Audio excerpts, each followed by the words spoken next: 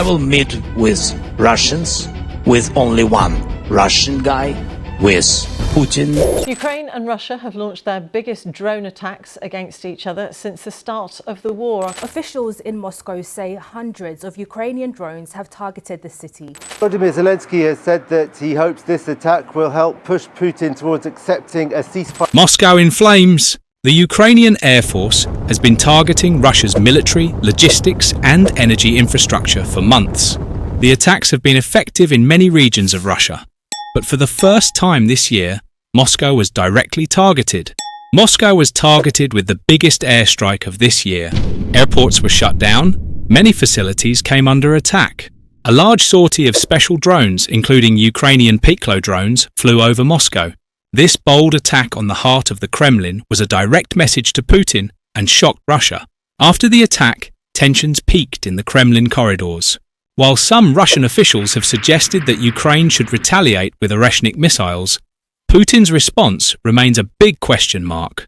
Moreover, Trump's statement that Russia has no cards in possible peace talks is the clearest indication that the United States has turned its back on Moscow.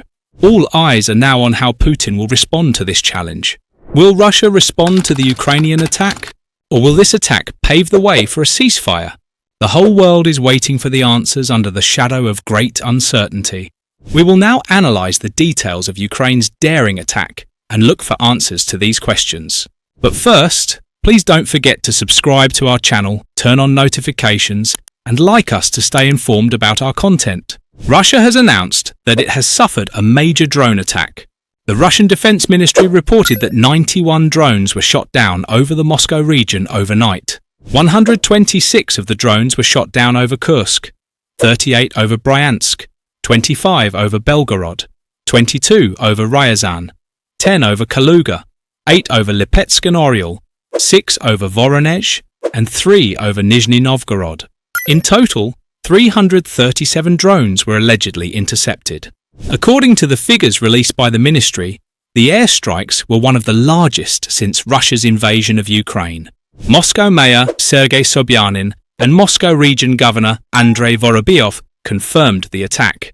The Ukrainian wing claimed responsibility for the attack and shared details about the attack. According to Andriy Kovalenko, head of the Center for Countering Disinformation, the attack is an additional signal to Putin that he should also deal with the air ceasefire. Kovalenko said that not only oil refineries, but also drones can constantly fly en masse over Moscow. The Ukrainian armed forces reported that the Moscow oil refinery targeted production facilities and that civilian infrastructure facilities were damaged as a result of Russian air defense. Russian air defense was involved in the fight against drones, in particular Pantsir S-1 systems and electronic warfare systems. Flights at Moscow's Zhukovsky, Domodedovo and Strigino airports were temporarily suspended. Many flights to Moscow were diverted to other airports. Eyewitnesses reported seeing drones flying in the night sky, followed by the sound of multiple explosions and numerous fires. The attack began shortly after 3 a.m. local time.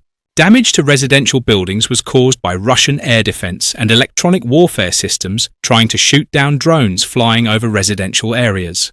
The governor of the Moscow region confirmed that 1 person was killed and 3 injured in the morning in Leninsky urban area and Domodedovo. According to the official, drone debris crashed into an apartment building in Ramensky, damaging at least 7 apartments on the 19th to 22nd floors. Another drone exploded near a residential building in Vidnoye, damaging several apartments. Falling debris was also reported from other parts of the Moscow region, including the town of Chernogolovka. It was also reported that a drone hit the upper floors of a residential skyscraper on Domodedovskaya Street in Moscow. The blast wave shattered windows on the upper floors.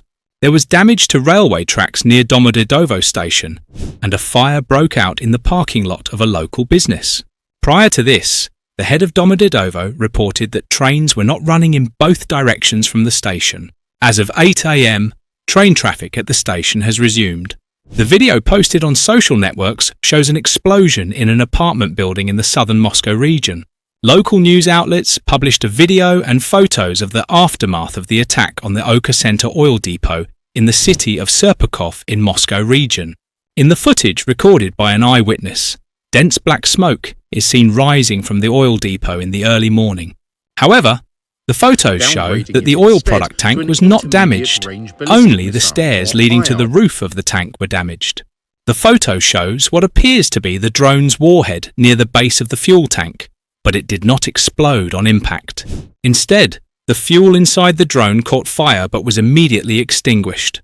Social media also shared footage of a nighttime fire at an oil depot near the city of Oryol in the Oryol region. The drones are believed to have targeted the Russian Stalny Kony oil depot in the village of the same name. The oil depot is located approximately 110 kilometers from the Ukrainian border. It belongs to JSC Yugo-Zapad Transnefte Product and is a key element of the oil product pipeline to facilities such as the Stanovo Linear Pumping Distribution Station, Plavsk Intermediate Pumping Station, 8H Linear Pumping Distribution Station, and Bryansk Filling Station. As can be seen, Ukraine's massive attack of 340 drones has thrown Russia into chaos. Andrei Kartapolov, chairman of the Russian State Duma's Defense Committee, said it was Ukraine's largest air campaign since the beginning of the war. Kartapolov called on the Kremlin to retaliate, saying that Moscow should hit Ukraine with Oreshnik missiles in response to this attack. So what do we know about the Piklo special drone that played a role in Ukraine's massive attack that shook Moscow? How could this deadly technology become a nightmare for Russia? In early December, Ukraine started buying missiles of its own development. President Volodymyr Zelensky announced the delivery of the first batch of Peklo missile drones to the Ukrainian armed forces. The characteristics of these new drones were quite dazzling. Known in Ukrainian as Peklo, or Hell, the newest locally produced munition has a significantly longer range than the Western cruise and tactical ballistic missiles in Kiev's inventory. Reports indicate that Peklo can reach ranges of up to 700 kilometers and speeds of up to 700 kilometers per hour. With this range ratio, the Peklo drone missile is a new word in the capabilities of the Ukrainian Defense Forces to hit military targets on the territory of the Russian Federation. It is important to note that unlike conventional missiles, drone missiles have the ability to change direction. Donald Trump's heavily trailed phone call with Vladimir Putin hasn't led to Moscow signing up to a 30-day ceasefire. US President Donald Trump has lauded talks between his representative in Moscow and Russia's Vladimir Putin. And Donald Trump once campaigned on a pledge, or rather a boast, to end the war in Ukraine. The partial ceasefire in the Ukraine war, brokered by Donald Trump, has been widely reverberating around the world. One of the most important conditions of the agreement was the cessation of attacks on energy infrastructure and civilian facilities. But exactly how many hours did Vladimir Putin keep this promise? Just one. 1 hour after the ceasefire talks, 40 Russian drones violated Ukrainian airspace. A hospital in Sumy, a power plant in Donetsk, and numerous civilian buildings were targeted by Russian missiles. These attacks caused outrage in Kiev. Ukraine's President Volodymyr Zelensky declared that Moscow would respond harshly if it ignored the fragile ceasefire. And this was a turning point that completely changed the course of the war. Путін, звісно, боїться сказати прямо президенту Трампу, що хоче продовжувати цю війну. Хоче вбивати українців. Ukraine was quick to respond to Putin's betrayal. Large-scale drone strikes were launched against military installations deep inside Russia. The country's largest air bases went up in flames. Moscow was literally hit by retaliatory fire. So how will the renewed war in Ukraine evolve? Will these attacks push Putin into a bigger conflict, or will Moscow back down? What does the collapse of the ceasefire mean for Europe and the world? For answers to these questions and more, here is our video. But first, please do not forget to subscribe to our channel, turn on notifications, and give us a like to stay up to date with our content. Drones attacked the ammunition storage area of Engels Airport, located 700 kilometers from the Ukrainian border. PD-2 and Lyuty drones were used in the attack. This is the third time in 10 weeks that Ukrainian forces have targeted Engels. The Soviet era. Engels Air Base houses some of Russia's Tupolev Tu-95 and Tupolev Tu-160 bombers, which regularly launch missiles at Ukrainian cities. Kh-101 cruise missiles are also stored and maintained at the airfield. In Engels, Ukraine targeted Russian missile arsenals, logistic support points, and a refinery at the facility. At Engels Air Base, it is estimated that the arsenal suffered major damage and losses. When we look at the pattern of Ukrainian attacks here, it is estimated that Ukraine first surprised Russian air defences with drones, and then targeted the critical missile arsenal at Engels with cruise missiles. Images of a long Neptune missile flying towards Engels were posted on social media. Ukrainian defence analysts suggest that a combination of drone and missile strikes were used to penetrate Russian air defences in Engels, which is known to have one of the strongest air defence networks in the country. The nature of the attack has led analysts to speculate that Ukraine may have used its newly developed long-range cruise missile, Neptune. According to British sources, Ukraine's new generation Neptune missile delivered one of the longest-range strikes of the conflict, hitting Engels Air Base 400 miles behind the front line. The Neptune cruise missile strike caused a fireball and massive explosions as Russian heavy ammunition flew away. It was not yet known whether any of the Russian Tu-95 MS and Tu-160 strategic bombers based at Engels were shot down, but the missiles they were carrying were destroyed. Ukraine's indigenous missile can reach long-range targets inside Russia, regardless of partner countries' restrictions. Ukraine's new indigenous missile, named Long Neptune, can hit targets 1,000 kilometers, 621 miles away. The first example of Long Neptune's successful use in combat was the March 14th attack on a Russian oil refinery 300 miles, 483 kilometers, from the front line at Tuapse, in the Krasnodar Krai region.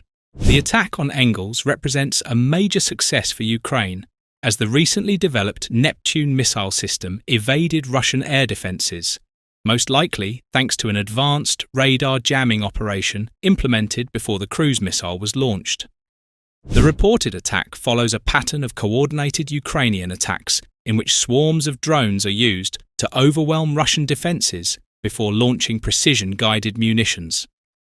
If confirmed, the successful penetration of Russia's air defence systems in Engels would highlight the growing vulnerability of key Russian military installations.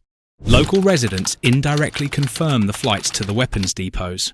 Some local residents expressed surprise when they found various parts of Ukrainian drones in their yards. Videos posted on social networks showed that a large explosion emanating from the airfield destroyed nearby houses. It is known that 30 houses were damaged in the attack. Thick smoke can be seen rising above the airfield from the 3rd Pilot Town microdistrict, 10 kilometers from the military facility.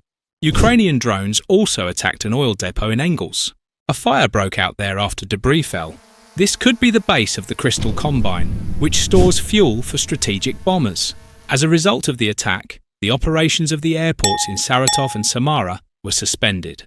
Saratov Governor Roman Buzagin announced that the city of Engels had been hit by a Ukrainian drone strike, as a result of which an airfield went up in flames and nearby residents were evacuated. Buzagin wrote that windows were blown out at a nearby hospital, as well as 2 kindergartens and a school. The head of Engels district, Maxim Leonov, said a local state of emergency had been declared but did not provide details of the attack. Town authorities have decided to hold all classes in schools remotely.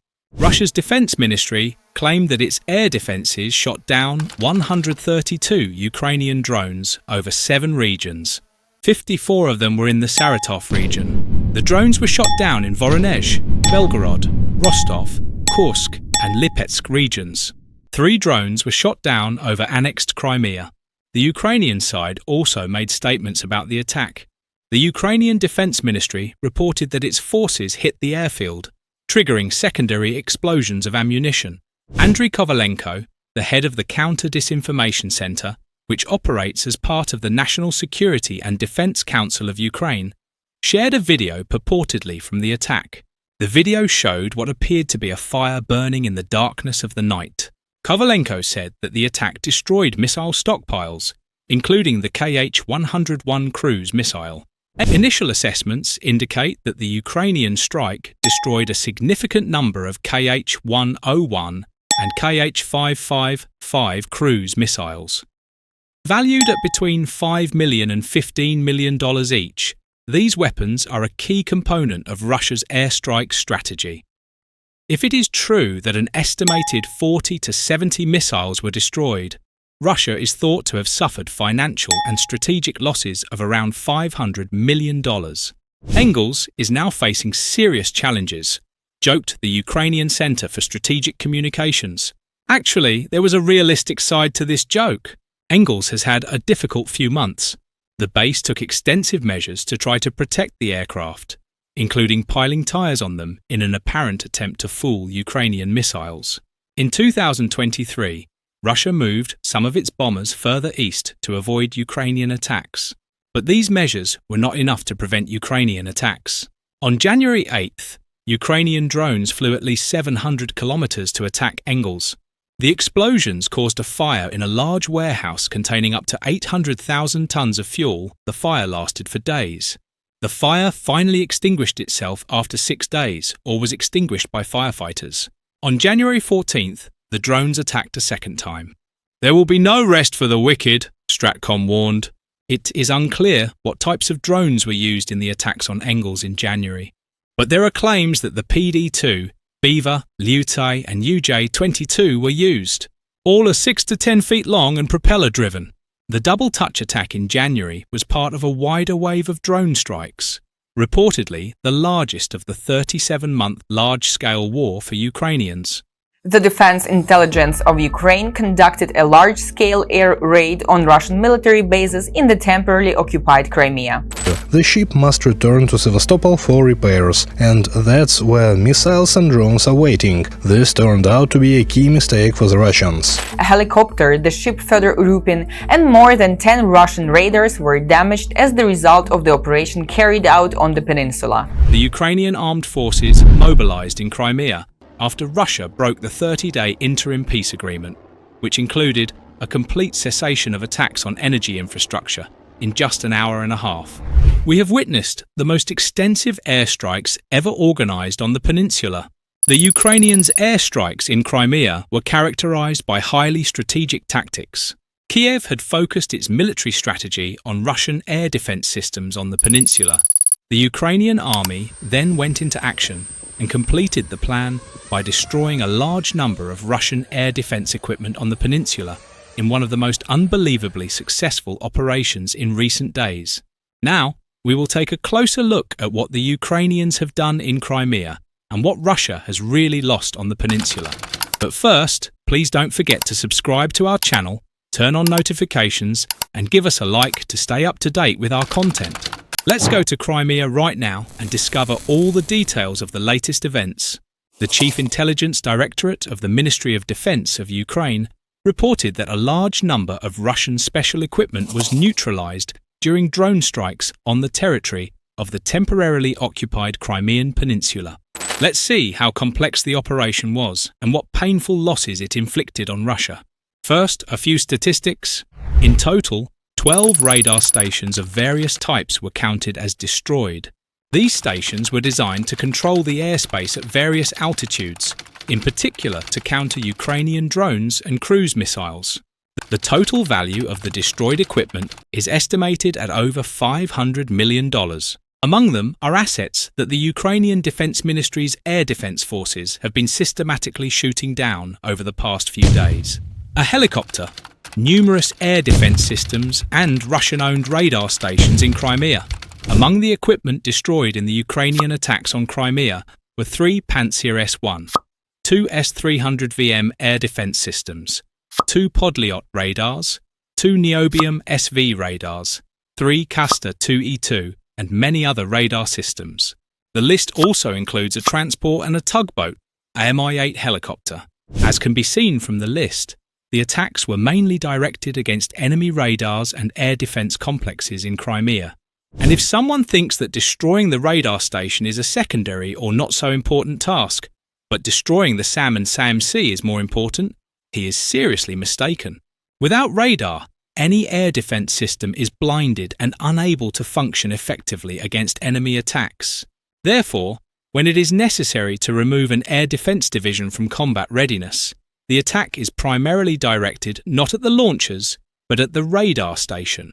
That is why we see so many radars and fewer anti-aircraft missile systems in the list of destroyed targets. So how painful is this loss for the Russian occupation forces, and what can it lead to? First of all, you need to understand this. The production of radar stations in the Russian Federation is radically different in speed and volume from the production of air defense systems, which the occupying forces have not received much of.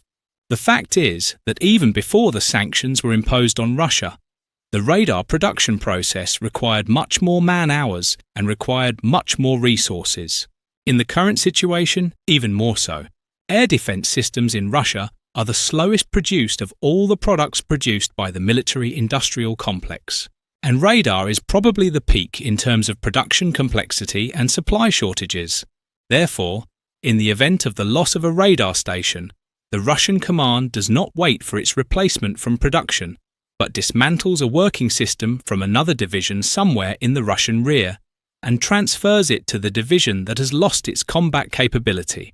In the list of deactivated radar stations in Crimea, even an ordinary citizen can see a large number of different names, and this is not surprising. For example, the Nebo-M and Castor 2E2 radars speak volumes. The fact is that the standard equipment of the Air Defense Division, consisting of the S-300, S-400 anti-aircraft missile system, includes the 92N2E sectoral control radar and the 991N6E circular surveillance radar. However, after the start of regular flights to Crimea, the number of these stations has decreased. In fact, there are barely enough 91N6Es per regiment, not even enough to support a division. To compensate for the lack of all-round radar, simpler, more accessible radar stations, the Nebo-M and Castor 2E2 were imported to Crimea, and their destruction is indicative of the enemy's difficult situation in terms of providing regular radar to the air defense divisions. On the other hand, the failure of the Podlyot combat radar station also points to problems in providing the Crimean group with regular systems. These systems were deployed at the same time as the Nebo and Cast duty stations to mutually reinforce each other. The destruction or even damage of all these radars leads to the neutralization of the Russian air defense in Crimea. This defense currently consists of the 12th and 18th Anti-Aircraft Missile Regiments and the 3rd Radio Engineering Regiment. And given all this, the organised hunt organised by the GUR of the Ukrainian Ministry of Defence to capture the air defence of the Russian forces was a great success. And how did the Ukrainians achieve this success? How were the massive attacks on Russian air defence infrastructures and systems in Crimea carried out? No details have been released yet, except that the attack was a combination of a new type of attack UAV and fibre optic FPV UAVs launched from naval platforms. Russia's air defences in Crimea are atrophied in the shortest possible time, and it will not be possible to quickly solve the problem of replacing these systems from the enemy, similar ones. So what can happen when the Russian air defence in Crimea is blinded? Or, let's say, a certain part of it is blinded. Russian air defence has long stretched between the zones of active combat operations and the rear zone, where radars and air defence systems are withdrawn to compensate for losses. And the sound of these ties breaking is heard almost every night in some parts of Russia. If the air defence system on the peninsula collapses completely, Ukrainian attacks will constantly echo in Crimea. Russia will not succeed in preventing such attacks. In fact, one of the main reasons for such Russian failures in Crimea and the near collapse of the peninsula's air defence system is the Kremlin's war strategies. The Kremlin had decided to move a lot of important military equipment, including resources used in the air defence batteries in Crimea. As you may recall, the Atesh Group, a Ukrainian partisan movement, reported that Russian troops were transporting weapons, ammunition and military equipment from the occupied Crimean Peninsula to the Kursk region and published very important photos on the subject. In the description of the published photos, the Atesh group claimed that weapons, ammunition and military equipment belonging to the 810th Marine Brigade of the Russian Army were being prepared for departure to the Kursk Oblast. The 810th Separate Marine Infantry Brigade, part of Russia's Black Sea Fleet coastal forces, is based in Kozacha Bay near Sevastopol. According to partisans, the Russians are repairing damaged equipment at repair bases in Crimea and then sending it for deployment to the Kursk region. This shows that in addition to the vulnerability of the Crimean Peninsula, there is a lack of weapons for the Russian army in the Kursk sector. The Russian military is also trying to fill this shortage of weapons and military ammunition by reallocating resources from Crimea, as well as military ammunition from less active regions, such as the Kherson sector. Among the ammunition travelling from Crimea and Kherson to Kursk Oblast were numerous items, including Soviet Zu-23 23 mm twin anti-aircraft guns, landing combat vehicles, military Kamaz cargo trucks used to transport ammunition or personnel. Atesh agents discovered a Buk M3 medium-range anti-aircraft missile system on the coast of the Gagarin area in Sevastopol. Among the discoveries of the partisan members was also a P-18 radar station used for early warning and targeting for the Buk M3. This station is the kind of resource that increases the air defence capability to detect and destroy targets at greater distances. The Atesh group suggests that the Russians are trying to control the situation in the Kursk Oblast with such resources. Russian shipments of military ammunition from Crimea to Kursk are allegedly continuing until late 2024. Officials in Moscow say hundreds of Ukrainian drones have targeted the city in what appears to be the largest attack on the Russian capital so far in the war. Russian officials say 3 people have been killed in the Moscow region in one of the largest ever Ukrainian drone attacks on the Russian capital. Russia in flames.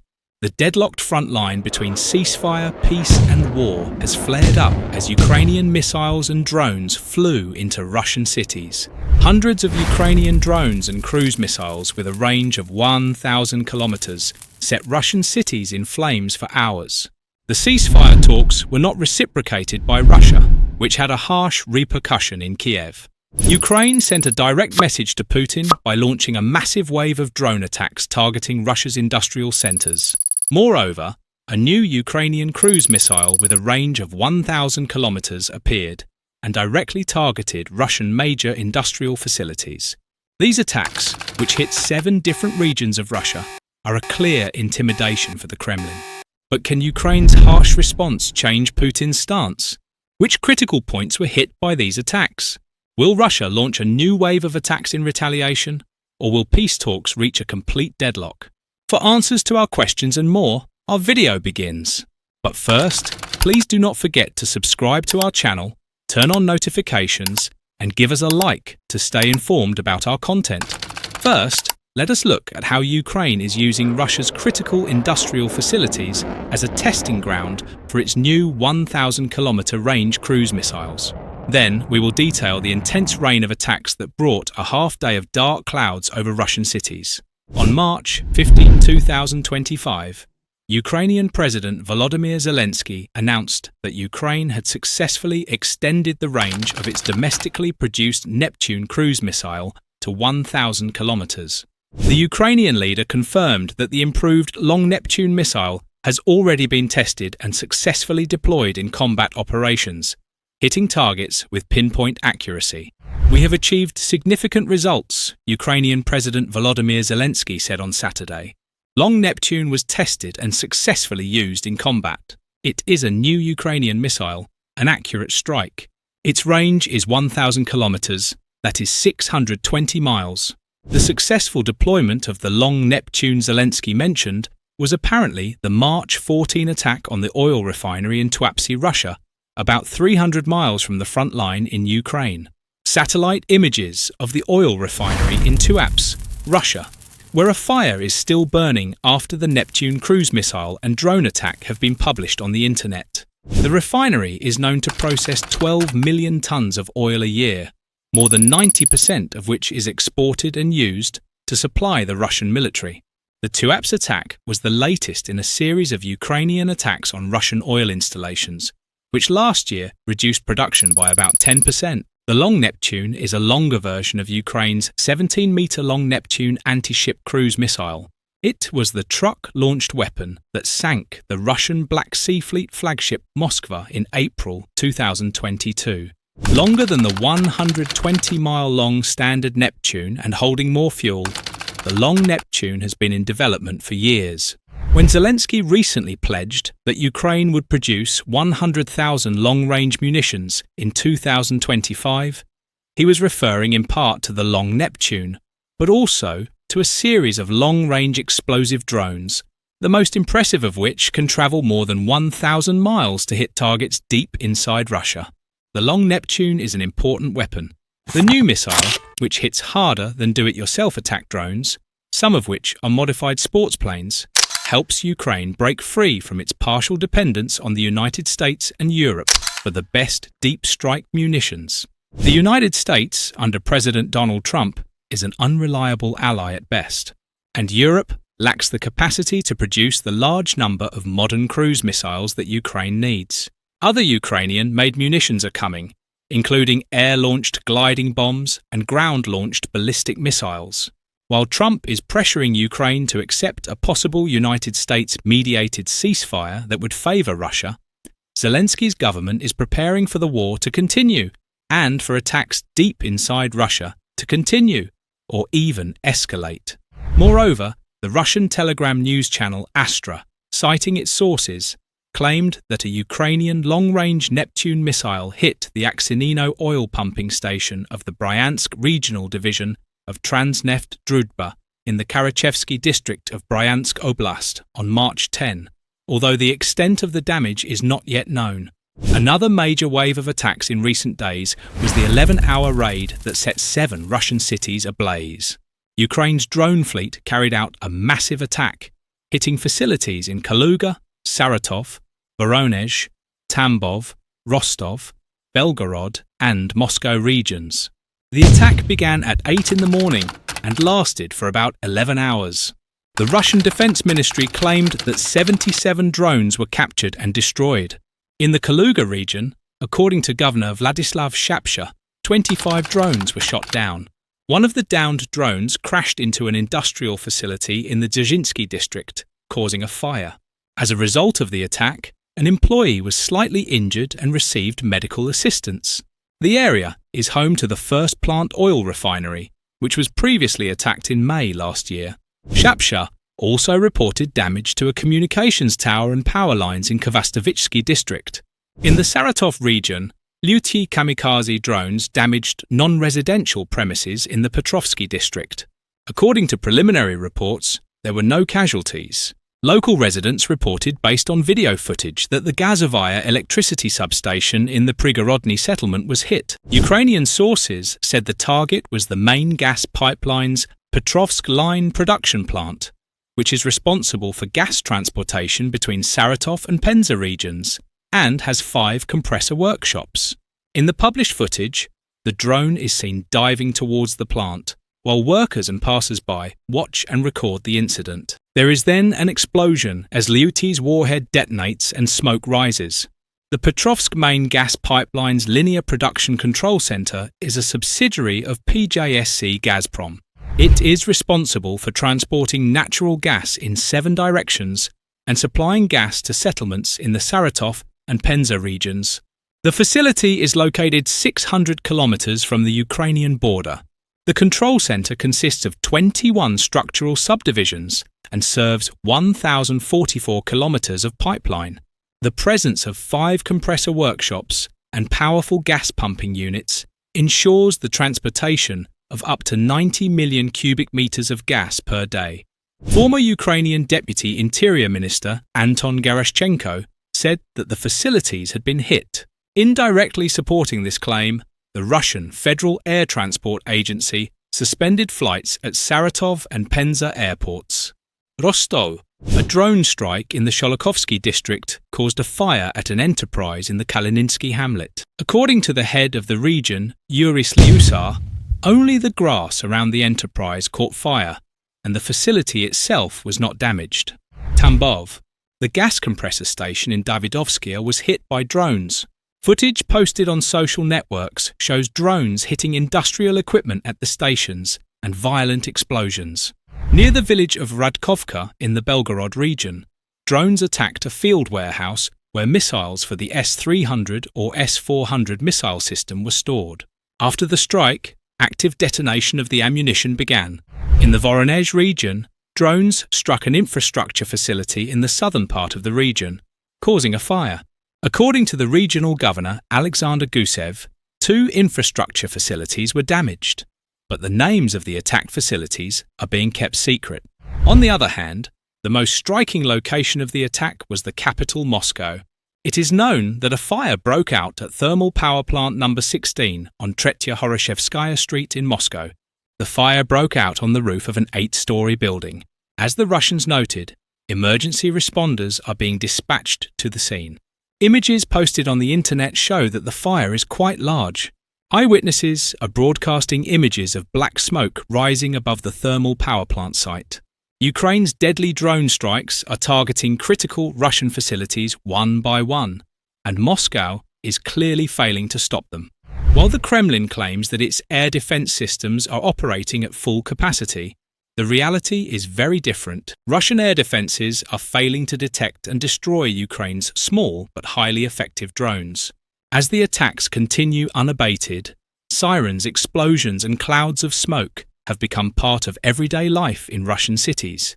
Russians, who once only followed the war on the news, now feel the heat of war directly in their homes. It is now clear that there is no safe place even inside Russia. Moreover, Ukraine's strategy of cross-border aggression is pushing Russia to the brink of collapse. The Russian economy, as has often been noted, is struggling with interest rates in excess of 20% amid rising inflation and manpower shortages made critical by the war. The state of the economy is dire.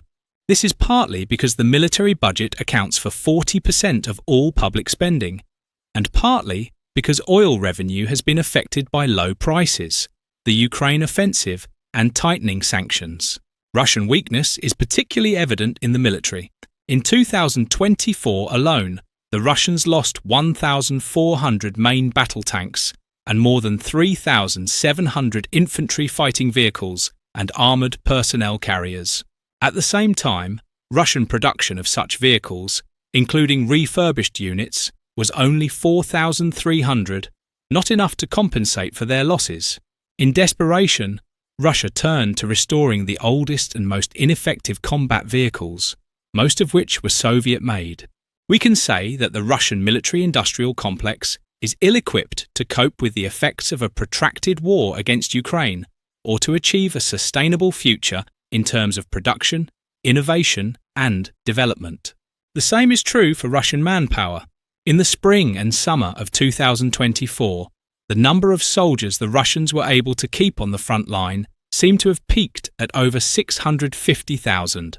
By the end of the year, it had fallen to close to 600,000, despite the extraordinary bonuses offered by the Russian government to new recruits, which in 2023 amounted to about 2.5 times the average Russian annual salary. Russian casualties have steadily increased. According to the British Ministry of Defence, they were about 500 per day in December 2022, just under 1,000 in December 2023, and over 1,500 in December 2024. In 2024 alone, Russia inflicted nearly 430,000 dead and wounded, compared to just over 250,000 in 2023. North Korean reinforcements have received media attention, but these troops, at most in the tens of thousands, cannot compensate for the fundamental shortfalls in Russian manpower. Moreover, the high attrition rates experienced by the Russians mean that the Russian army has been unable to rebuild. An increasingly primitive force, poorly trained and managed, is pushed forward only by fear. The pause in American aid over the past year has hurt Ukraine, but now, stockpiles appear to be in better shape for most types of weapons. Ukraine's own production has reached impressive levels in certain vital categories, especially drones. In 2024, the Ukrainian military received more than 1.2 million Ukrainian-made UAVs, which is twice as many as Ukraine had at the beginning of the war, let alone produced. Ukrainian production rates are still rising. Kiev aims to produce 4 million drones this year alone. UAVs are vital as they replace artillery as the most effective system on the battlefield. According to one estimate, UAVs now account for 70% of Russian casualties. Ukraine's robust defence industry is innovating faster and more effectively than Russia and its allies. Wars of attrition take place on many fronts. For example, it is true that Russia has increased its attacks on Ukrainian industrial and civilian targets and energy infrastructure. But Ukrainian air defences have been remarkably successful in neutralising the vast majority of these attacks. Civilian casualties in Ukraine are therefore declining. Moreover, Ukraine has also been on the offensive. It has produced around 6,000 long-range heavy UAVs, which it has used to strike deep inside Russia, reducing Russian oil production. Remarkably, Ukraine appears to be moving at the same pace as Russia in the rate at which it is producing its own similar drone, the Shahed, produced under license from Iran. Despite American reluctance to provide more assistance, Ukraine's European friends can make a significant difference, even if they cannot simply replace what the United States provides.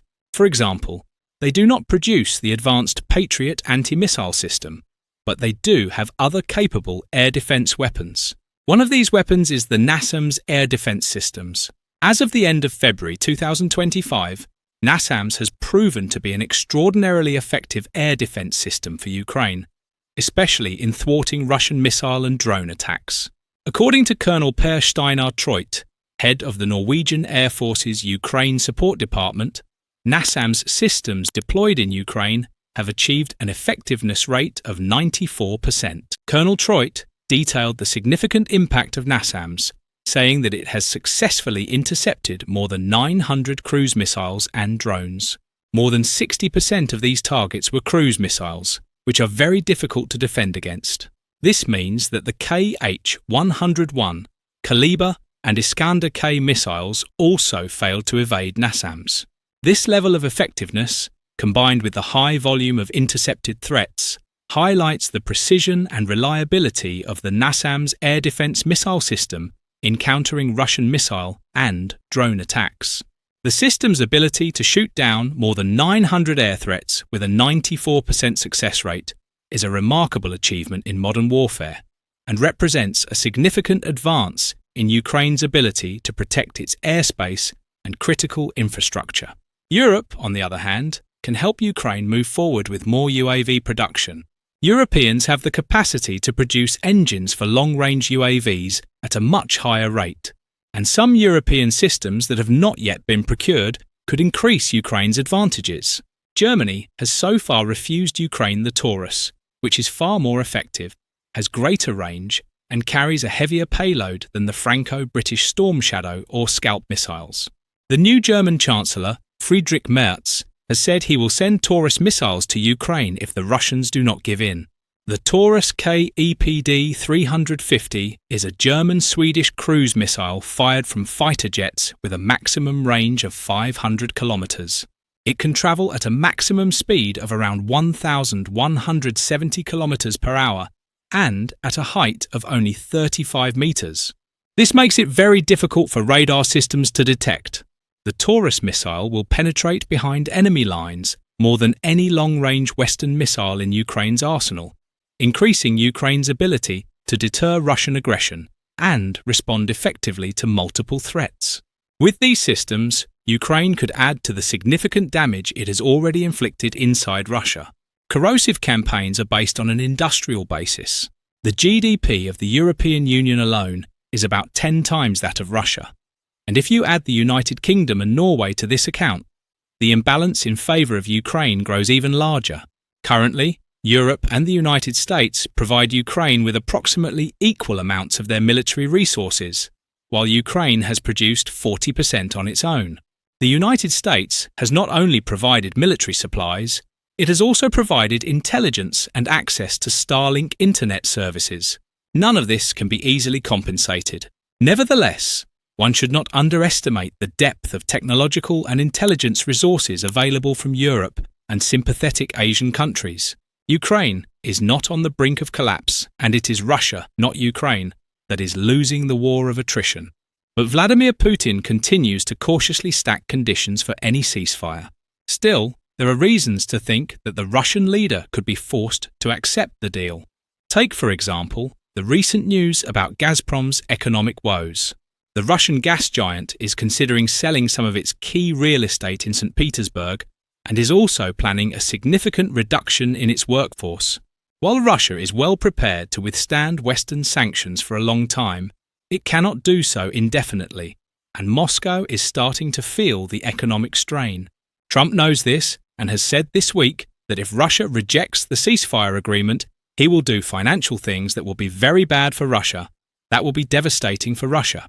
The Russian pipeline network on which Putin's war machine relies has been designed for more than 40 years to supply oil to Western and Central Europe. But these arteries are drying up. Gazprom's sales through the Urengoy-Pomory-Uzhhorod pipeline ended when it was shut down in December last year. With the additional closure of the Nord Stream and Yamal pipelines, Gazprom's only remaining route to transport gas to Europe is through Turkey, using the Turk Stream and Blue Stream pipelines under the Black Sea. Gazprom's pipeline exports to Europe have fallen by 75%, and the new pipelines still under development, aimed at supplying China and Asia, cannot make up the difference. Even the most ambitious projects to transport gas eastward will not reach half of the previous peak annual exports of 180 billion cubic meters. Moscow expected a quick victory in Ukraine and the resulting temporary disruption of gas trade, as happened with the annexation of Crimea in 2014. Russia undoubtedly thought that exports to Europe would quickly return to normal. This calculation was not entirely unfounded, as until January this year, there were discussions among European Union member states about resuming Russian gas purchases in the event of a ceasefire.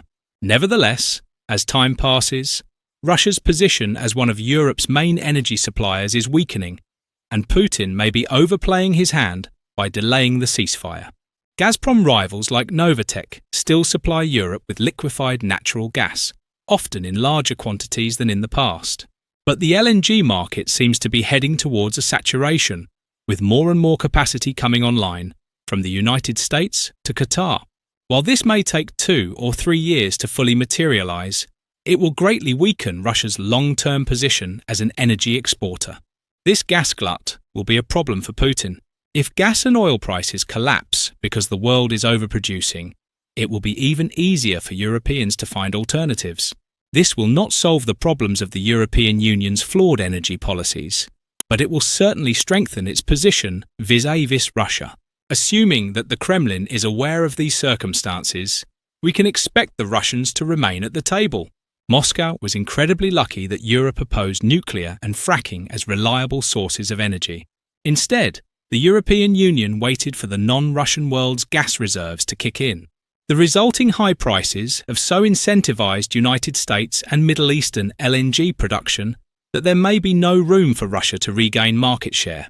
As the ceasefire negotiations continue, Putin will surely assess the precarious situation of the Russian oil and gas industry. Thank you for following us.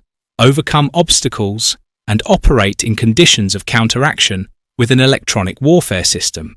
With these capabilities, Peklo, which has autonomous driving, puts about 20 airfields of the tactical aviation of the Russian aerospace forces on alert, because Peklo is capable of reaching all these Russian airports. Important airfields such as Milarovo, Savoslayka and Engels appear to be within the range of Peklo's destruction zone.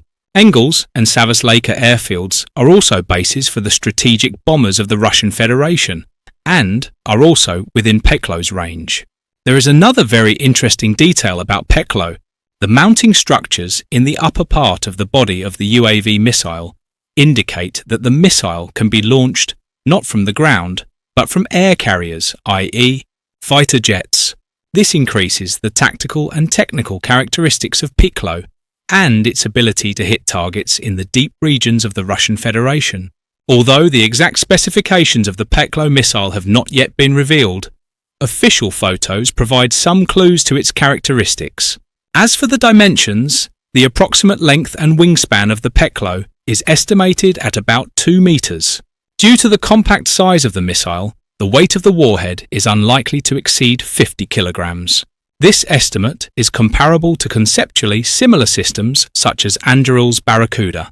While it is technically possible to increase the warhead weight, it would reduce the missile's range proportionally. Peklo's propulsion system is a compact turbojet engine, but its specific model has not yet been defined. For such airborne systems, thrust levels of 400 to 600 newtons, achievable with engines weighing between 4 and 8 kilograms, may be sufficient. The maximum thrust can reach 1,500 newtons, supported by engines weighing around 17 kilograms. Closer, more detailed photographs reveal even more intriguing details. For example, it is clear that the Peklo missile's hull is built using aviation production technologies involving metal and rivets. This reliable and well-established solution allows hulls to be produced on an industrial scale. The hull consists of only a few large sections, which simplifies the installation of components and assemblies. As already mentioned, the motor is mounted externally. This design choice is likely to increase ease of installation, save internal space inside the hull, and eliminate the need for air intakes. In addition, officials say that these missiles, called Peklo, are cost-effective and can compete with some Russian cruise missiles in terms of performance. The Peklo unmanned aerial vehicle missile is known to cost about $1 million. Ukraine manages to deliver powerful blows to Russia at low cost. But can these successes bring peace to Ukraine? Negotiations to end Russia's war in Ukraine may not create a new global security body, but they could shape the future of international cooperation, and the world is ready to be reorganized. United States President Donald Trump has fired a wrecking ball at the institutions and partnerships at the heart of the United States-led international system, with his tariff threats bringing turmoil to the global economy. His spat with Ukrainian President Volodymyr Zelensky in the Oval Office in late February dashed all expectations that the United States would continue to be a reliable partner for its traditional allies and friends.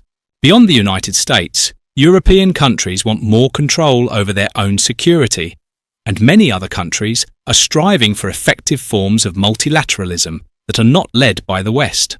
Responding to all these pressures with a comprehensive agreement in Ukraine is probably impossible. The positions of Kiev and Moscow are too sharply opposed, and the rest of the world too fragmented. An agreement could easily collapse. The history books are full of failed peace attempts, including those of 1938 and 1939, which failed to prevent the outbreak of World War II. But outside of a grand plan, a practical peace process that brings together both great powers and frontline states is possible in Ukraine. Past settlements offer guidance. Even a partial settlement can be effective if it halts the conflict. Ceasefires have proved lasting in other frozen conflicts, including those negotiated in Korea in the 1950s and Cyprus in the 1970s. A territorial arrangement does not have to be permanent. Finland ceded territory to the Soviet Union in the 1940s, but managed to get small pieces back decades later. A settlement in Ukraine should not undermine the credibility of the Russian or Ukrainian governments by sowing the seeds of World War II, as the post-World War I settlements did to the German government, and it must offer Ukraine security guarantees backed by real power, unlike the weak promises offered to Eastern European states in the interwar years. The result will not be a perfect deal, but if all of these conditions are met, an agreement in Ukraine today can keep the peace until conditions are more favourable for a lasting settlement. It could even provide a template for effective multilateral cooperation in this turbulent new world. There are reasons to want to turn the agreement ending Russia's war in Ukraine into a grand bargain. The conflict is linked to hostilities elsewhere, with Iran and North Korea supplying arms to Russia and North Korea supplying troops.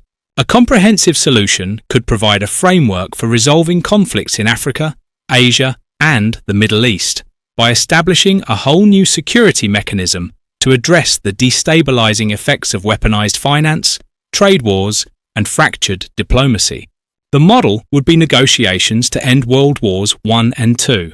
These solutions were comprehensive, evoked bold visions of world peace, and included territorial agreements, population movements, security clauses, and financial reparations, both aimed at eliminating the root causes of the conflicts they ended 1919 by promoting democratization to reduce militarism, and 1945 by demanding the unconditional surrender of defeated Germany and Japan to end the aggression of these particular countries. In both cases, the negotiating parties largely agreed on the cause of the war and how it could be eliminated, and could impose their views on the defeated. But this is not the case in Ukraine, making a grand bargain impossible today. The parties disagree on what caused the war, and no amount of mediation or external pressure can reconcile their positions. For Ukraine, the cause of the war is clear. Putin decided to seize and annex Crimea in 2014, then foment low-intensity conflict in the Donbass region, and finally launch a full-scale invasion in February 2022. Removing the source of the conflict would have meant removing the current Russian government, which is unlikely. From Russia's point of view, the cause of the war is very different.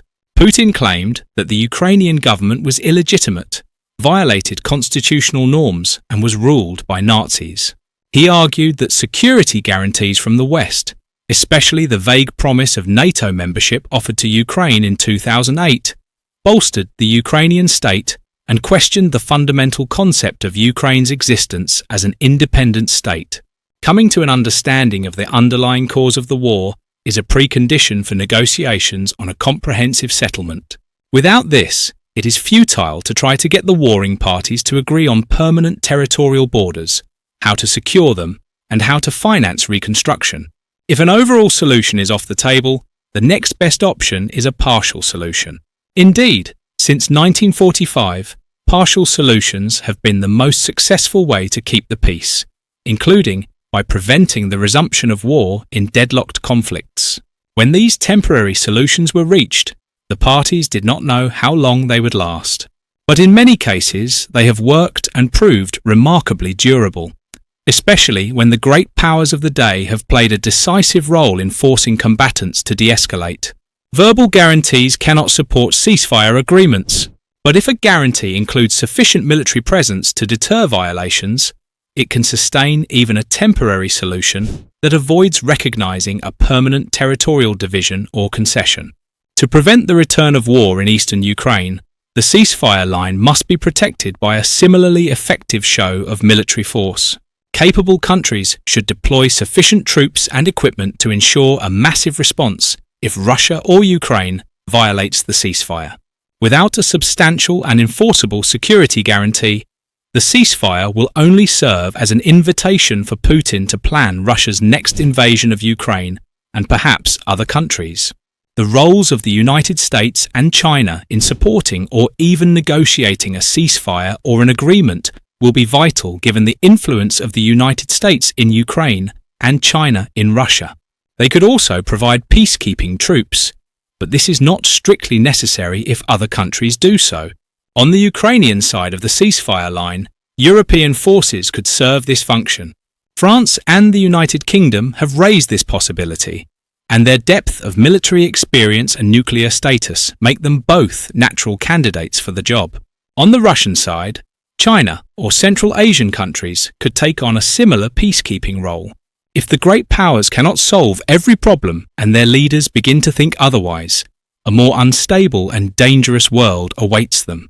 In 1807, Napoleon met Russian Tsar Alexander on a raft on the Niemen River in Prussia, and the two men ended a war that involved most of Europe by dividing the continent between them.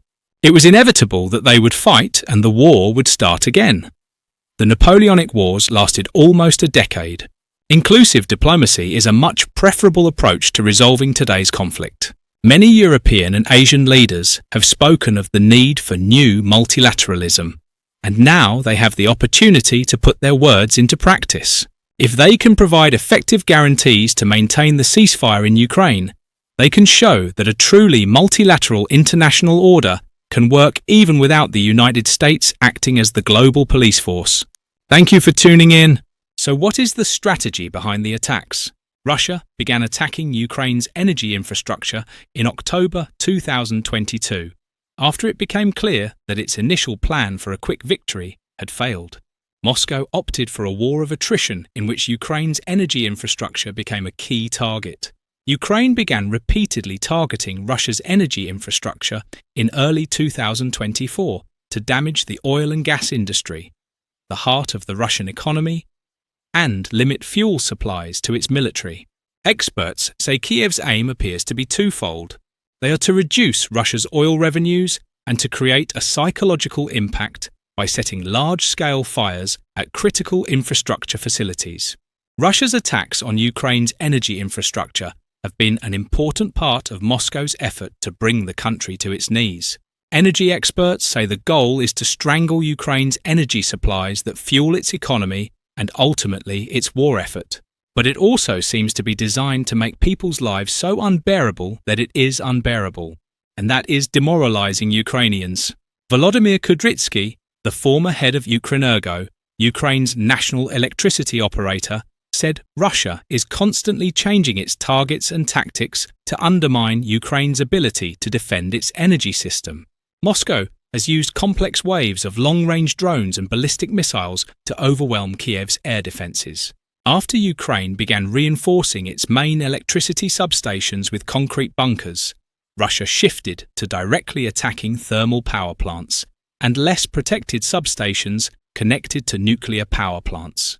Over the past year, Ukrainian drones have flown deep into Russian territory, striking oil refineries, depots, storage units, pipelines and pumping stations.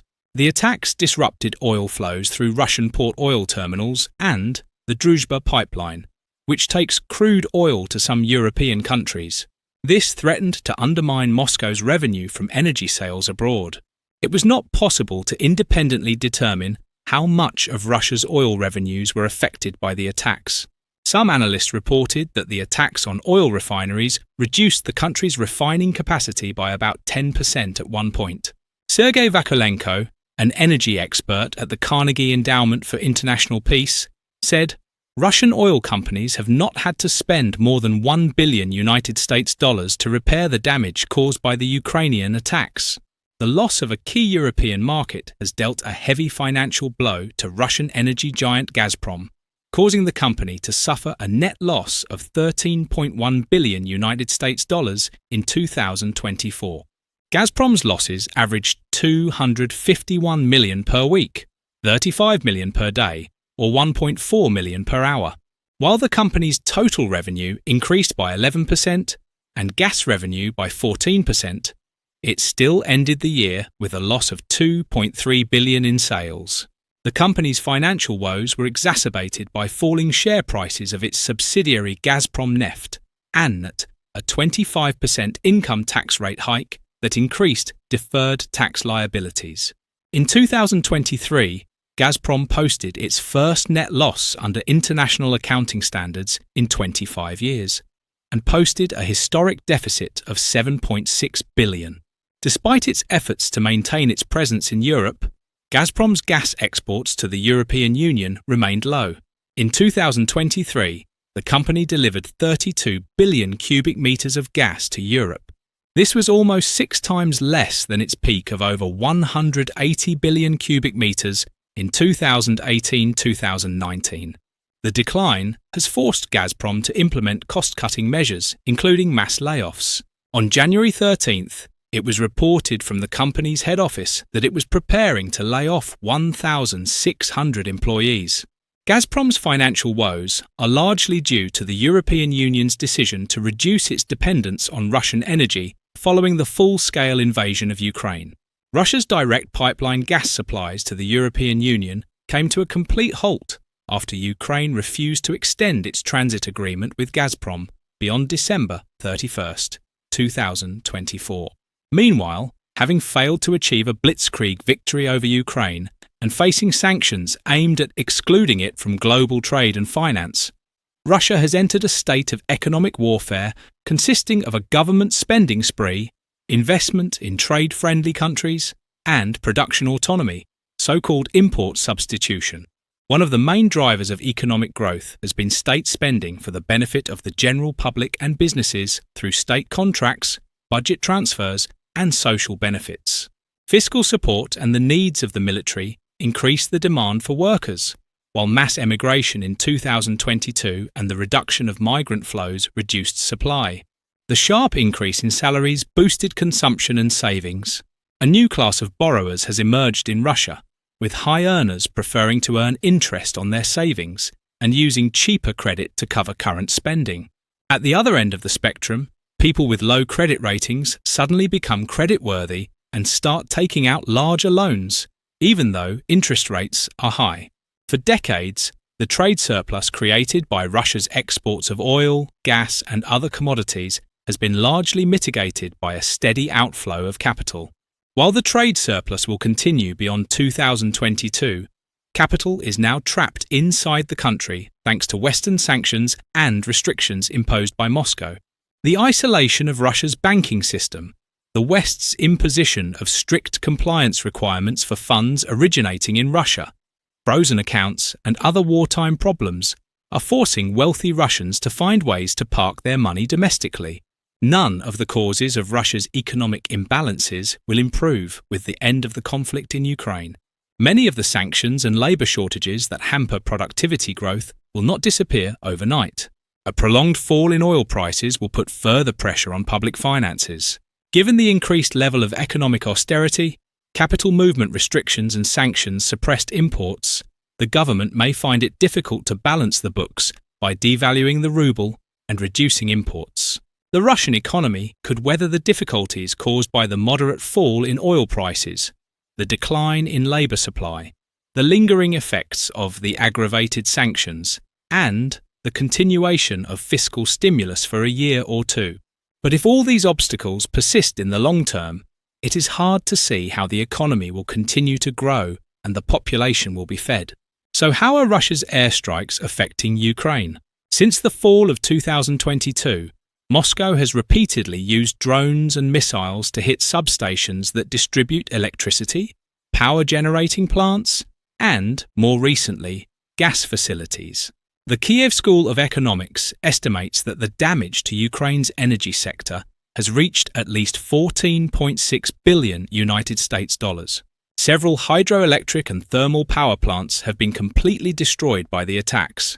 By the end of last year, Ukraine's total electricity generation capacity had fallen to 22 gigawatts, less than half of its pre-war level, according to Ukrainian energy research organisation Dishii Group. The power shortages have forced Ukraine to impose rolling blackouts across the country to ease the load on the grid. On some days, neighbourhoods in the capital Kiev had electricity for only 4 hours. Many civilians resorted to candles to light their homes and relied on cell phone flashlights to navigate unlit streets. Water pumping systems sometimes failed, making life difficult for citizens as the flow of water to their homes was cut off. In the first winter of the war, long lines formed at wells in Kiev as residents carried jugs of water to their unheated apartments. Nevertheless, Russia has failed in its attempts to completely dismantle Ukraine's energy system. Ukraine withstood the onslaught thanks to air defences supplied by the West that allowed it to intercept more and more Russian missiles, engineers working around the clock to repair vital equipment, and residents' ingenuity in conserving energy. Ukraine also supplies up to half of the country's electricity at any given time from its 3 operating nuclear power plants, which Russia has refrained from targeting to prevent a nuclear catastrophe. So who has the most to gain? Experts say it is difficult to determine which country stands to gain more from a ceasefire in attacks targeting energy infrastructure. A ceasefire would give Ukraine critical time to repair substations and power plants without the threat of new attacks. The ceasefire will also give Ukraine time to replenish its stockpiles of critical spare equipment, including valuable transformers needed to transmit electricity from power plants to people's homes. Ukraine has exhausted its stockpiles to replace damaged equipment. For the Kremlin, suspending Ukrainian attacks would mean that the war and its effects would seem even more distant to the Russian people. Moscow would also not have to worry that such attacks could damage critical oil infrastructure. If Zelensky and Putin re-agree on a ceasefire, energy raids could soon be off the agenda. Instead of attacking oil refineries, pumping stations and fuel storage tanks to slowly bleed the Russian economy, the Ukrainians could target the bombers whose near-weekly attacks on power plants are bleeding the Ukrainian economy. As we have seen, going soft on Russia has never worked, and history proves it. Historically, Russia has responded to force, not appeasement. As the United States diplomat and historian George Kennan famously noted in his 1946 long telegram, the Soviet Union understood only the language of force. He was proven right. Throughout the Cold War and beyond, Western appeasement often galvanized Russian aggression rather than appeased it. Trump's transactional approach to diplomacy reinforces this established pattern, emboldening Moscow and making a just resolution to the Russia-Ukraine war less likely. Since February, President Trump has taken several actions aligned with Russia's strategic interests. This approach echoes historical examples of Western appeasement policy. From Neville Chamberlain's Munich Agreement of 1938 to President Obama's weak enforcement of his red line in Syria in 2013. By offering concessions in advance, Trump has weakened United States influence and removed any incentive for Putin to negotiate in good faith. Unlike Western democracies, Putin's Russia is driven by power dynamics rather than diplomatic courtesy. Trump's early revelations will be seen in Moscow as a sign of weakness, not goodwill. This undermines United States' leverage in negotiations and therefore the leverage of its allies. 20th century history confirms that Russia responds only to strong deterrence.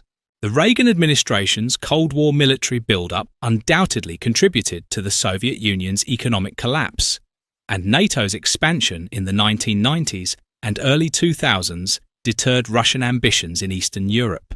More recently, the weak United States response to the annexation of Crimea in 2014 paved the way for Russia to launch a full-scale invasion of Ukraine in 2022. Trump's diplomatic initiatives, when not accompanied by credible implementation mechanisms, reflect weakness rather than pragmatism. This encourages Moscow to escalate rather than compromise. As Trump tries to broker a deal with Putin, European allies are increasingly uneasy about the United States' commitment to transatlantic security. His administration shocked European leaders by downplaying the Russian threat at the 2025 Munich Security Conference.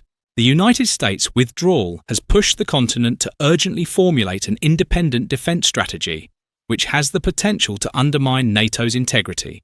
Voting with Russia on a draft resolution on Ukraine at the United Nations will further fracture United States alliances. Trump's policies risk creating a strategic vacuum, forcing Europe to act alone while at the same time encouraging Russia and China to expand their geopolitical ambitions. The recent peace talks in Saudi Arabia illustrate Russia's strategic approach to negotiations. Moscow actively blocked the participation of United States Special Envoy Keith Kellogg and demonstrated its attempt to manipulate the diplomatic process. This followed a classic Russian negotiating tactic of prolonging talks while making unrealistic demands. In Saudi Arabia, there were practices such as holding occupied Ukrainian territory, limiting Ukraine's military capabilities, and banning foreign peacekeepers. As analysts have noted, Putin is not seeking to stop the war, but only to reshape the battlefield on his terms. Trump's miscalculations, therefore, leave Russia free to continue its offensive, knowing that United States pressure on Ukraine will weaken any resistance. A fragile ceasefire, currently being negotiated, will allow Russia to regroup and launch new attacks. China will also be watching closely. If Trump gives Putin a victory, Beijing could be emboldened to step up its military efforts in Taiwan and the South China Sea. A recent poll found that more than half of Americans believe Trump is too close to Russia. His willingness to publicize diplomatic compromises, such as blocking Ukraine from joining NATO, reveals a weak negotiating style that undermines United States' credibility on the global stage. Trump's approach reflects his past diplomatic missteps, which some have described as cowboy diplomacy.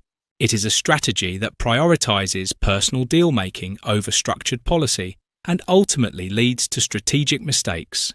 Far from strengthening United States influence, its early openness to concessions gives Putin the space to dictate the terms of engagement. Trump's misreading of Putin's playbook leads to a weaker United States position, a more vulnerable Ukraine, and a divided NATO. History clearly shows that Russia only respects strength, not compromise. But Trump's diplomacy seems to offer unilateral concessions with little strategic gain. Unless the United States reasserts its leadership in defending Ukraine and deterring Russia, Trump's policies will not end the war. On the contrary, instead of Europe or the United States dictating terms, Moscow's intervention will prolong the war. Thank you for tuning in. According to some military experts, Russia is still deploying additional military resources from Crimea to different front lines. This normally seriously weakens Russian defences in Crimea. So what is the Ukrainian side planning to do in Crimea? In other words, what is Kiev's final strategy in Crimea?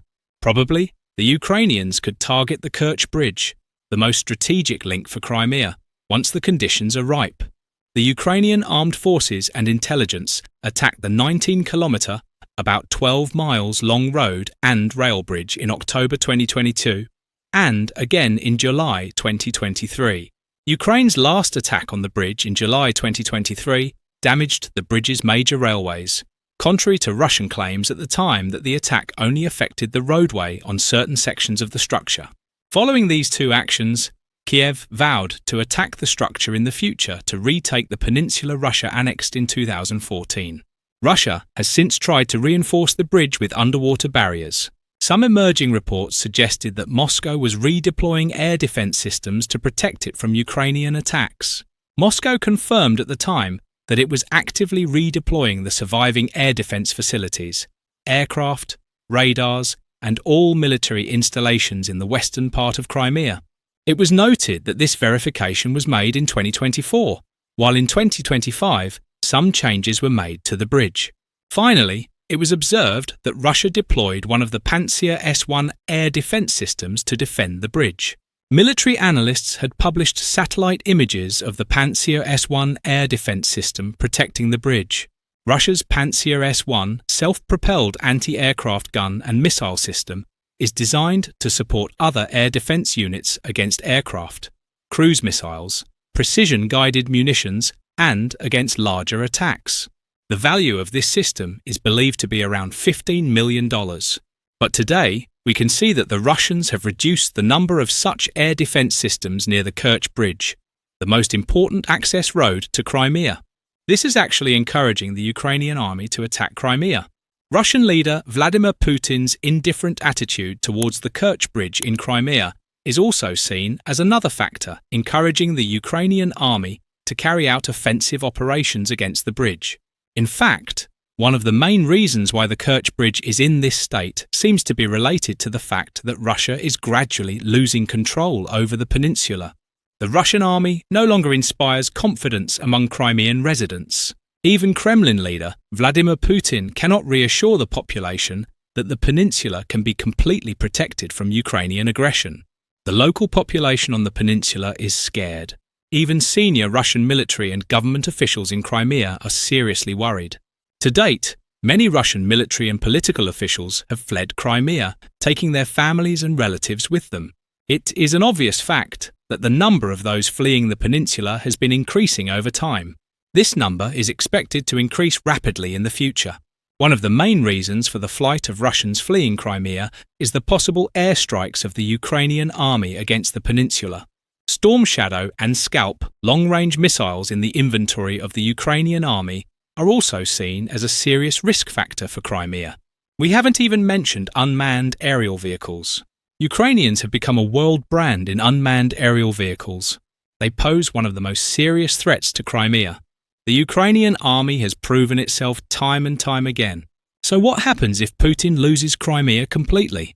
Does the war really start in Crimea and end here? First, let's look at whether Ukraine has the capacity to do so. Repeated missile and drone attacks on Russian installations in Crimea and partisan activity in Crimea have increased the sense of Russian vulnerability. Most importantly, Russia's Black Sea Fleet has suffered significant losses over the past 2 years. Some 28 Russian ships have been sunk by the Ukrainians. Not bad for Ukraine, which has no navy. Losses such as the Black Sea Fleet's flagship cruiser Moscow and patrol boat Sergei Kotov and the amphibious landing ship Caesar Kunikov in April 2022 were an even more strategic blow to Russian capabilities. The Ukrainians sank all these ships using UAVs, surface UAVs and long-range missiles. These strikes also had an important symbolic value for Ukraine and its allies. As a result of these Ukrainian successes, the Kremlin eventually decided to move the Black Sea Fleet from Sevastopol to Novorossiysk on the Russian mainland. Contrast this with the situation before Russia annexed Crimea in 2014, when Russia had a secure lease on its naval base in Sevastopol until 1942. Now, not a single Russian warship can sail freely in Sevastopol. While Ukraine's 2023 offensive against the mainland failed to live up to expectations, Kiev's skillful deployment of air and naval drones and longer-range missiles has brought about a remarkable change of fortune in the Black Sea. On the other hand, Turkey's closure of the Bosphorus and Dardanelles Straits shortly after the start of Moscow's full-scale invasion of Ukraine in February 2022 meant that the Kremlin could no longer move its warships freely in and out of the Black Sea. After Russia's withdrawal from the Black Sea Grain Initiative brokered by Turkey and the United Nations, Moscow's loss of naval supremacy in the Black Sea enabled Kiev to establish its own shipping corridor. This now brought Ukraine's key agricultural exports to global markets at levels that exceeded those when the grain agreement was actually in force. Russia repeatedly refused to extend the grain corridor agreement, but this did little to help the Kremlin. With all this critical activity, the Ukrainians expanded their shadow in Crimea, and Putin became acutely fearful of losing the peninsula. With Russian air defences unreliable and the Crimean bridge vulnerable to Ukrainian attacks, the peninsula's beaches did not see many crowds last summer. More than a third of all trips booked to Crimea in June 2024 were cancelled. Official data shows that demand for excursions to Crimea decreased by 20%. This rate was significantly higher in Sevastopol, where about 80% of tours organised in June were cancelled by Russian tourists. Russians who were reconsidering vacationing on the occupied Crimean coast were alarmed by the complex security situation caused by the occupation. So, as we can see, all the circumstances give the Ukrainians the grounds to take back Crimea. If Putin loses Crimea completely, the Ukrainian side may not need any US-led peace process with Russia. Kiev could use Crimea as a major leverage to force Putin to make peace. Analysts already point to this as the reason why Ukrainians are turning to Crimea after the US-Russian contacts. The Ukrainian side may be launching intensive attacks on Crimea as a last chance to avoid signing a mineral agreement or ceding 4 regions to Russia. If Kyiv's efforts to completely destroy Russian air defences on the peninsula continue, this plan may succeed. Thank you for watching.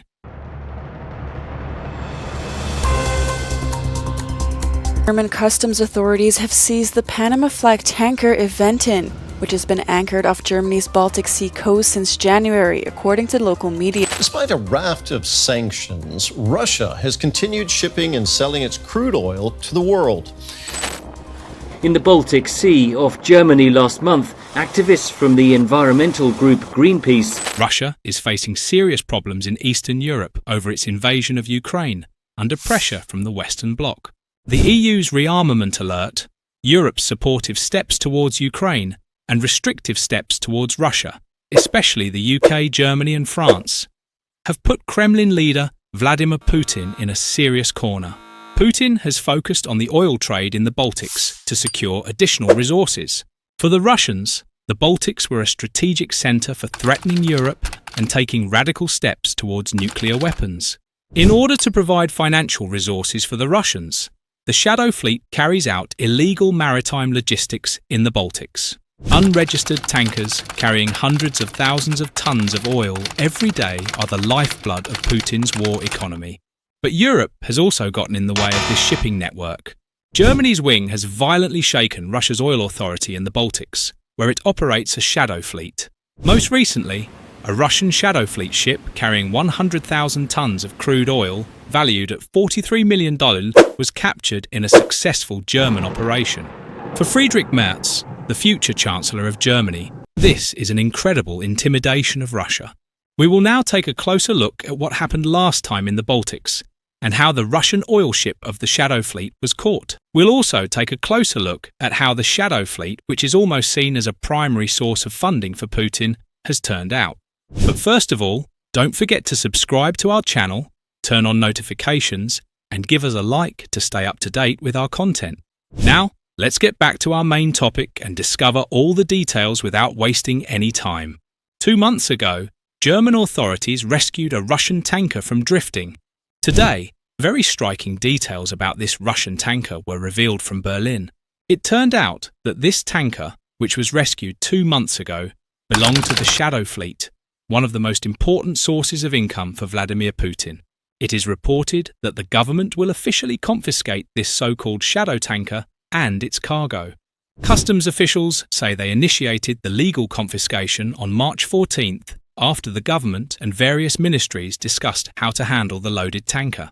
The government decided to take this action as a demonstration against Russia and the Shadow Fleet after the European Union sanctioned the vessel for violating the G7 price cap on Russian oil in February 2025.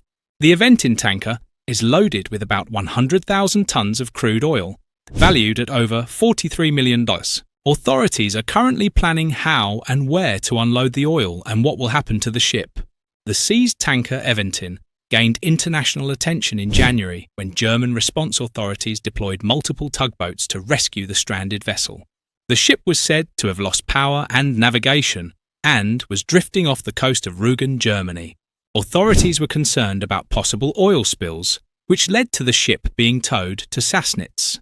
There, it was closely monitored 24/7 by the Coast Guard and federal police. Because of the risks to the immediate environment, it was there that the story began to unravel. Built in 2006, the Panamanian registered tanker turned out to be part of the Shadow Fleet serving the Russian oil trade. On January 7th, it had loaded from Ust-Luga and set sail with the declared destination of the Suez Canal. 3 days later, the ship was drifting in the Baltic. An examination of its documents showed that the ship had belonged to the mysterious Lalia Shipping since May 2024 and had no known address. The ship was operated from Dubai. Reports link the tanker to the Dubai-based tanker firm Fractal Marine DMCC, which is also involved in the Russian trade. Within days, the captain of the ship reportedly applied for permission to leave Germany after the Federal Ministry of Transport was notified that the engine had been repaired. However, the ministry said it had detained the tanker and was examining the ship's documentation. The ship is not just a floating hull, but part of a larger network of operations facilitating oil trade and perhaps even military operations. Partly serving Russian interests, the Shadow Fleet has been criticised for being linked to damaging undersea infrastructure such as internet cables and pipelines, an allegation that further complicates the geopolitical landscape. The weight of these actions falls heavily on German authorities as debate continues over the most effective method of responsibly pumping crude oil from Aventin reservoirs. The Mecklenburg-Vorpommern government, which is responsible for the region, is keen to speed up the process, in part to mitigate possible negative impacts on the local environment and tourism. The consequences of this seizure are not limited to just one ship and its cargo. Ongoing efforts to scrutinise shadow fleets imply a broader strategy to deter similar operations in the future. As government officials have noted, these stringent measures are intended to send a clear message to Russia about its actions in the region. As discussions on Aventin's fate unfold, including the renaming of the vessel, it is clear that the German government is committed to upholding and expanding maritime law and sanctions frameworks. The decisions taken will likely continue to resonate through diplomatic channels and will influence both the political narrative and operational frameworks in the Baltic region. This incident serves as a reminder of the dramatic shifts taking place in maritime law enforcement and international relations in response to the current geopolitical climate. The German government is taking a proactive approach as a critical player in international sanctions, while simultaneously considering environmental and domestic interests in its actions.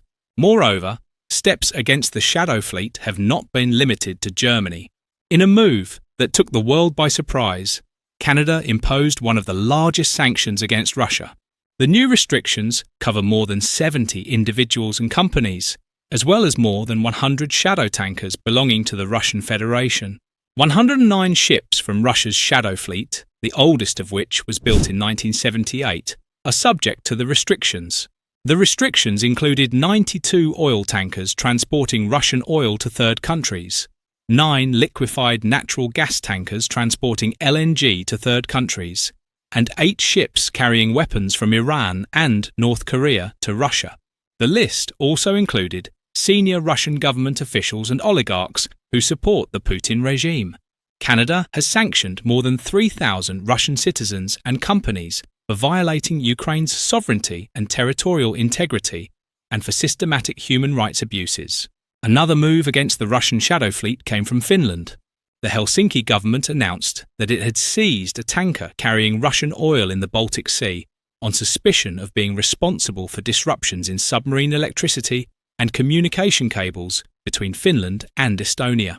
It was stated that the name of the Cook Islands flagged ship was Eagle S, and that the Finnish Coast Guard boarded the oil tanker and towed the ship to Finnish territorial waters. Finland's National Bureau of Investigation said at a press conference that they are investigating a major sabotage and that the anchor under the ship caused damage. The Finnish Customs Service also confirmed that the cargo on board had been seized, and customs officials said they believed the ship belonged to Russia's shadow fleet of old tankers, which Russia allegedly uses to evade sanctions imposed by Western countries on the sale of Russian oil. On the other hand, NATO is trying to find a solution to the problem of the Russians shipping their oil products through the shadow fleet. For nearly 12 months, at least 3,100 refueling or bunkering operations involving shadow tankers were observed off the coast of the European member states of the United Kingdom and Norway.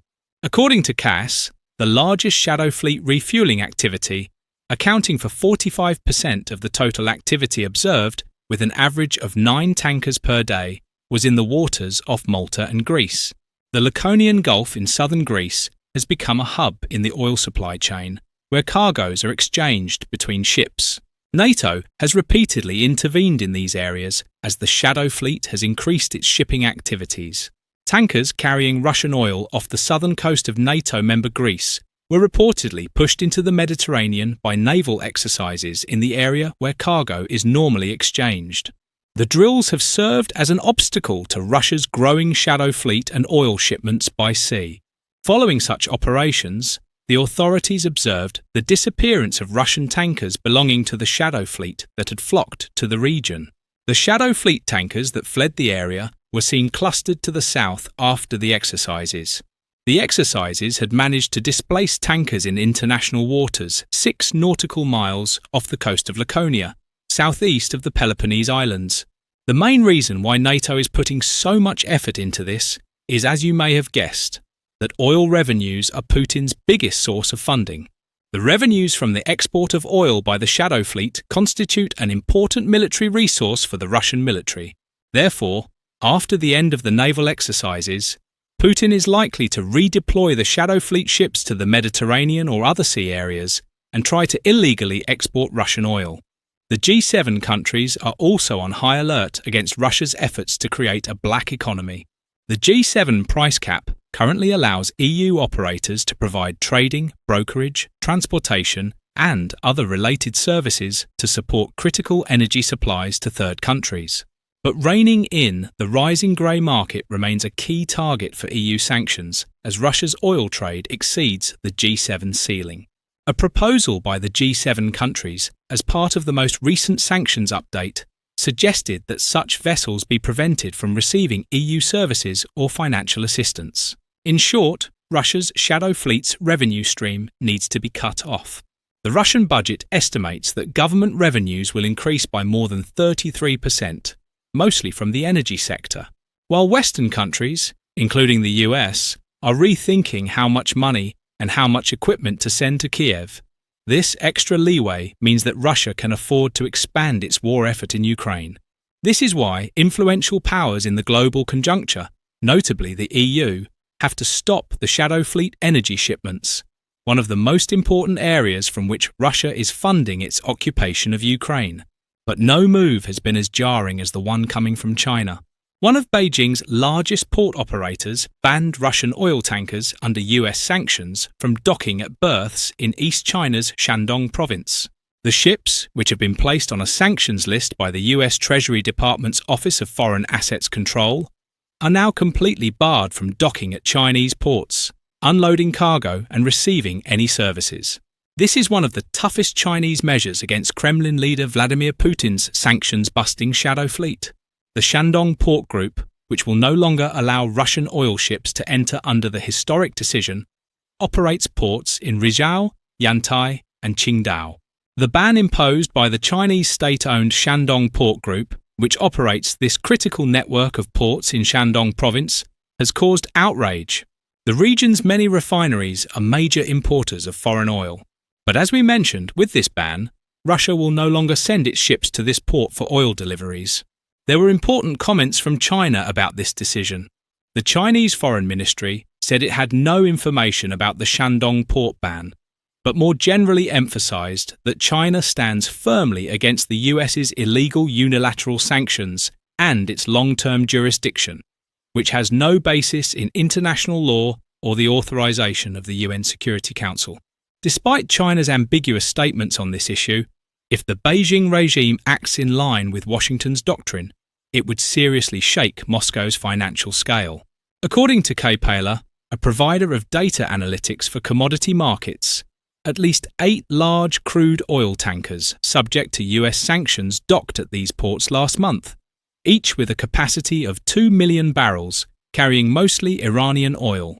The OFAC list also included ships from what Washington calls the Shadow Fleet, which is engaged in sanctions-busting activities to transport oil from Iran, Venezuela, and Russia. In December, the Biden administration announced new sanctions on 35 companies and vessels linked to Iranian oil shipments.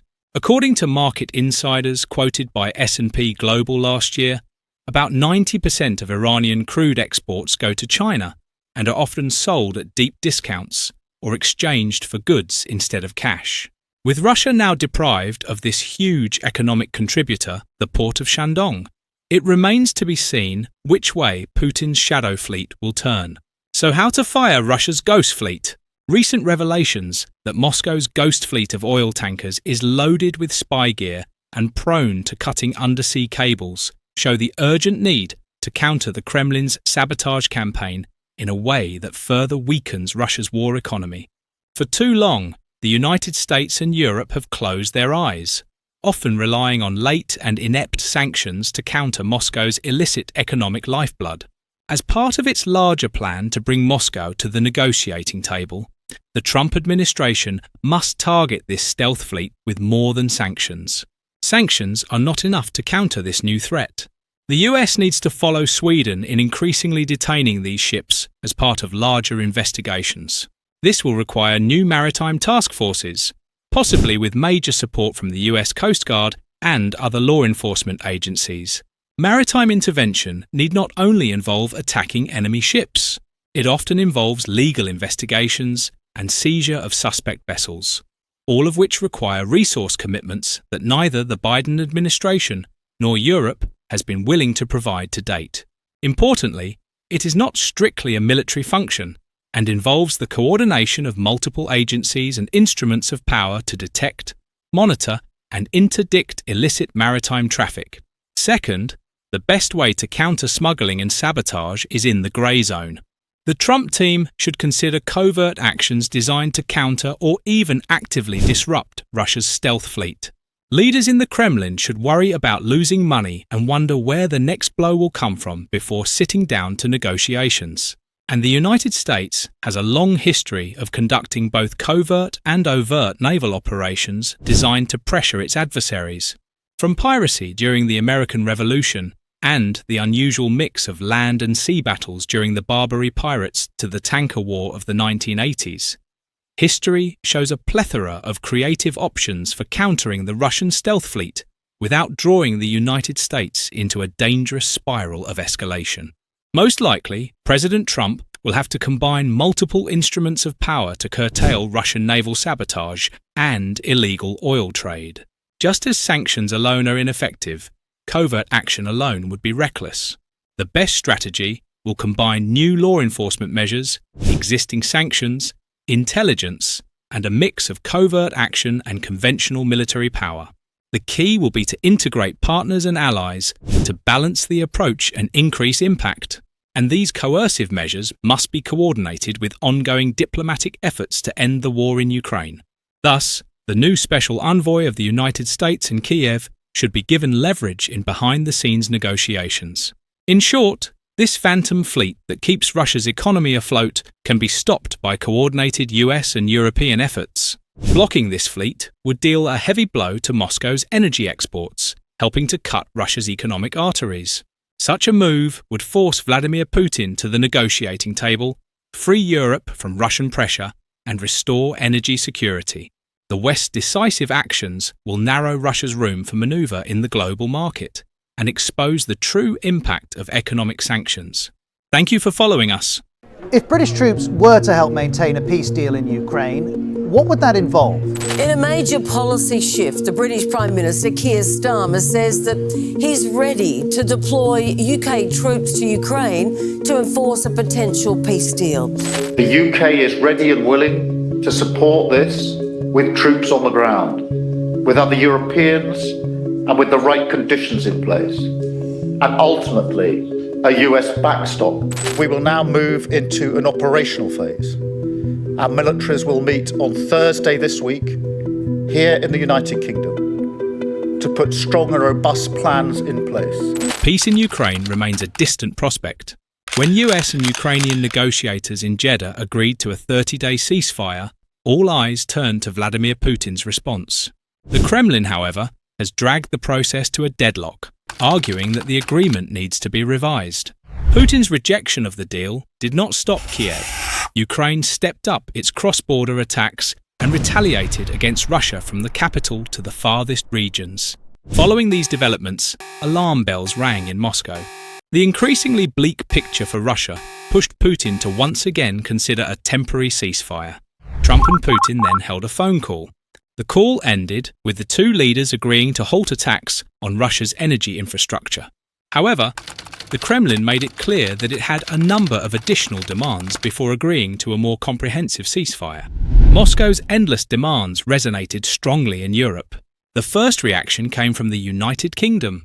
The UK was already considering plans to deploy a peacekeeping force to Ukraine. Recent developments have accelerated these plans, with Prime Minister Sir Keir Starmer announcing that British troops are prepared to remain in Ukraine for many years to come. We will go further to develop a coalition of the willing to defend a deal in Ukraine. The UK is prepared to back this with boots on the ground and planes in the air.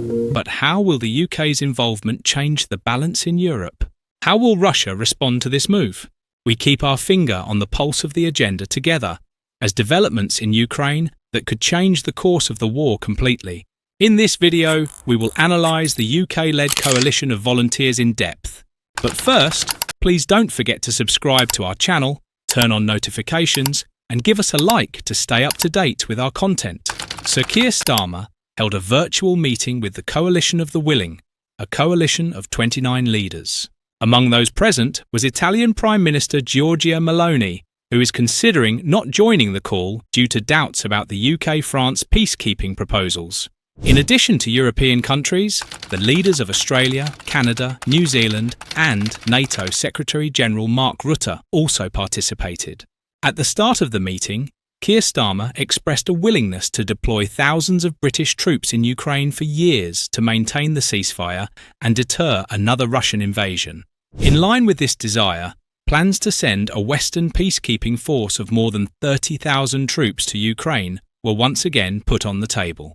While most of the peacekeepers are planned to come from the United Kingdom and France, about half a dozen countries, including Turkey, Canada and Australia, are also in favour of sending troops to Ukraine. About 35 countries have agreed to provide arms, logistics, and intelligence support to the so-called Tripwire Force. Turkish officials said that Turkey, as a member of NATO and OSCE, is an integral part of the European security architecture with its advanced defence industry, important role in resolving regional crises, and strong military. Irish Prime Minister Michael Martin said Irish troops could participate in peacekeeping, but would not be deployed in any deterrent force.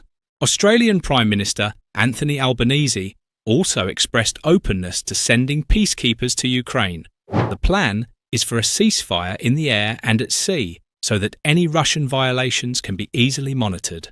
This would be followed by a complete ceasefire, including with ground forces.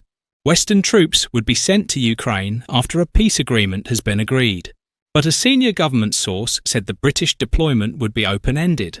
Starmer, for his part, has turned his attention to the United States. The Prime Minister has made it clear that he will not send troops to Ukraine without a security guarantee from the US. Trump has repeatedly refused to provide such a guarantee, implying that economic imperatives, such as a minerals deal between the US and Ukraine, would be enough to deter Russia. Sir Starmer argued that Putin cannot be trusted. For its part, Russia has repeatedly stated that it will not accept a peacekeeping presence in Ukraine.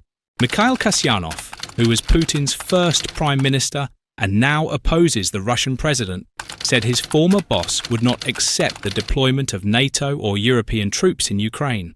Kasyanov claimed that he might approve the deployment of troops from friendly countries such as India and Brazil. French President Macron said that Russia would have no say in whether foreign troops would be deployed. Against this backdrop of uncertainty, it has been announced that military leaders from around the world will meet in London this week. The focus of the meeting will be on the possible mandate of the peacekeeping force to be deployed in Ukraine and what role it will play on the ground. When asked what course of action the peacekeeping force would take, Keir Starmer said that this would require extensive discussion among military leaders. UK Defence Secretary John Healey will hold a meeting with senior military officials at the Permanent Joint Headquarters at Northwood in northwest London. PJHQ is the central command post from which all UK overseas military operations are planned and controlled.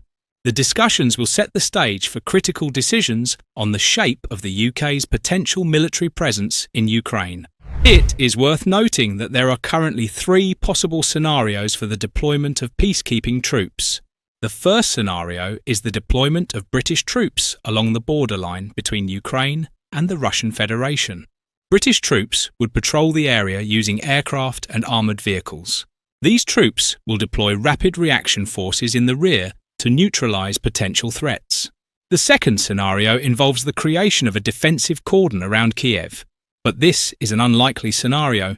It is called nuclear because it would involve large-scale troops. The last scenario involves the transfer of the British training programme for Ukrainian troops to Ukrainian territory. The transfer of the mission, according to the initiator's idea, would reduce logistical costs and speed up training. France, Poland and other EU countries could also be involved. These countries could be involved in joint work to control the buffer zone, air defence, training of Ukrainian troops. It has been suggested that 5,000 police and 10,000 support military personnel would be enough to monitor a 5-kilometre wide buffer zone along the entire front. But this depends on Russia's consent to the withdrawal of heavy military equipment, the creation of humanitarian corridors, and joint military coordination. But can Europe achieve this? The United Kingdom and France are leading the effort to hold this multinational force together. They are experienced in this, having led the formation of victorious coalitions in 2 world wars. Their recent history has been bumpy. France's last major overseas operations to dislodge armed groups from Mali and the Sahel ended in failure. The UK's last mobilisation was for the Second Gulf War in 2003 and Afghanistan in 2009. According to the Military Balance, published by the International Institute for Strategic Studies in London, the UK's standing armies now number 140,000 and France's 202,000. French President Emmanuel Macron first raised the possibility of deploying French troops in Ukraine in February last year. but Macron's men quickly turned it into a peacekeeping force instead of a combat force committed to Ukraine. Starmer announced that the UK is ready to send troops to Ukraine as part of the peacekeeping force ahead of the February 17th summit in Paris. However, how the peacekeeping force will be deployed will become clearer after this week's talks. The talks are also key to Ukraine's survival. The US's ambiguous stance on Ukraine has sparked a serious debate in Kiev and across Europe. In particular, Mr. Trump's suspension of all security assistance to Ukraine in early March has raised concerns about Ukraine's ability to defend itself. A permanent suspension of aid would certainly have turned the tide of the war, but even a complete suspension of US aid would not have reversed the progress the Ukrainians have made over the past 3 years. With its existing stocks and production, Ukraine could have maintained its defence on its own for months. While US aid is flowing again, at least for now, Ukraine need not surrender if Washington slows or stops its support again. But the pause in US aid has served as a dramatic warning. The most important factor that will determine how long and how effectively Ukraine can defend itself against Russian aggression in the coming months will be the extent to which European powers step in to fill any vacuum. No country in Europe has the financial and industrial resources to replace the United States, but together they could provide Ukraine with a formidable boost. With or without Washington, European powers will need to increase financing, procurement and production of ammunition and air defence interceptors, Ukraine's most urgent supply needs. Denmark, Germany, Norway, the United Kingdom and many other countries are already doing this. Over the last 3 years, Europe has increasingly provided Ukraine with capabilities that the United States does not have, such as naval strike assets, sustainable battle tanks, short and medium-range air defence interceptors, cybersecurity systems, and industrial components. At the same time, Ukraine's own production of attack drones and ammunition has expanded and now accounts for at least 40% of Ukraine's daily operational requirements. Ukraine has also proven itself capable of fighting asymmetrically and exploiting Russian disadvantages. It has demonstrated this by using drones to find and destroy Russian troops and equipment. Moreover, as Russian tactics adapted, Ukraine took the lead in producing more lethal and silent drones within months or even weeks. This made Russia's adaptations quickly outdated.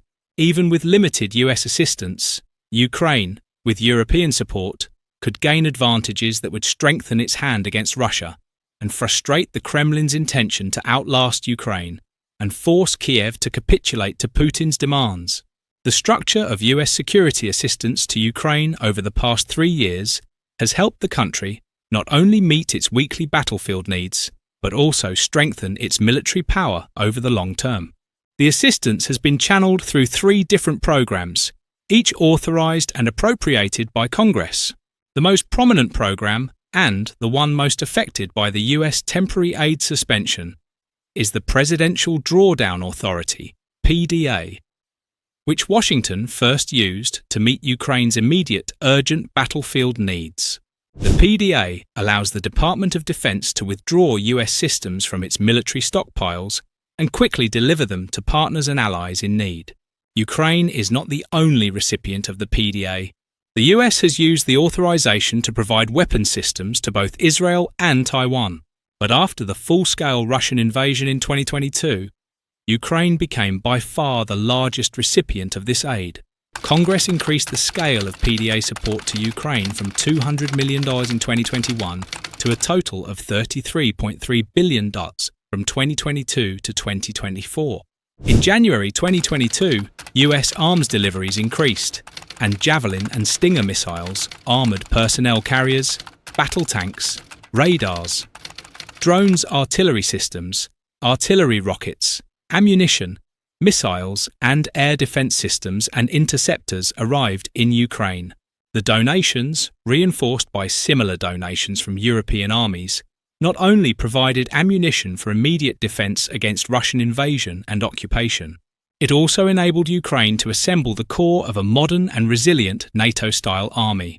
Furthermore, in 2022, Congress authorised the creation of the Ukraine Security Assistance Initiative, providing $33.3 billion in funding from 2022 to 2024 to defend Ukraine against Putin's long-term threats to European security. Unlike the PDA, the USAI does not draw on US military stockpiles. It is a fund to purchase and contract military capabilities for Ukraine that the US does not hold in sufficient quantities or exportable types to donate. For example, USAI has funded the procurement of resources with longer lead times, including hundreds of thousands of rounds of ammunition, hundreds of air defense interceptors, UAVs, coastal defense systems, and air defense systems. It has also invested in Ukraine's defense industrial production and in the maintenance and sustainability of already donated military equipment. Ukraine was thus able to benefit from US and European donations, rather than laying them down broken and useless as Russia did. Europe is also investing in similar contracting and resourcing for Ukraine, with states participating in such efforts both individually and through the European Union. Finally, the Foreign Military Financing Programme has strengthened Ukraine's medium and long-term security. The programme allows the United States to work with partners around the world on missions that address a range of defence challenges, including counter-terrorism and threats from common adversaries such as China, Iran, and Russia. A country's FMF funding typically ranges from tens of millions to hundreds of millions of dollars, but since the full-scale Russian invasion began, Congress has provided Ukraine with $6.7 billion in funding through the FMF. The funding has been used for new contracts and procurement from US defense companies of big-ticket items such as air defense, armored vehicles, anti-armor systems, and radars. These programs have greatly boosted Ukraine's defenses over the past 3 years, such that a temporary pause in aid would not collapse the country's military. Indeed, in late 2024, US officials assessed that Ukraine's existing stockpiles, delivery of fourth-quarter PDA packages and USAI contracts, European donations, and, most importantly, Kiev's own increased domestic production of ammunition and UAVs could sustain Ukraine's defense plans through mid-2025.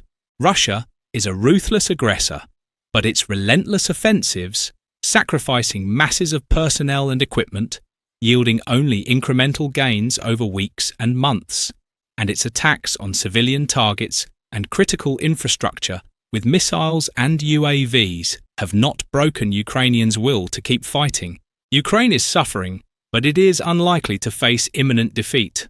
Continued US support is key to Ukraine's long-term survival, but Kyiv and its European partners should not underestimate its independent capabilities and give in too quickly to Russian demands during negotiations.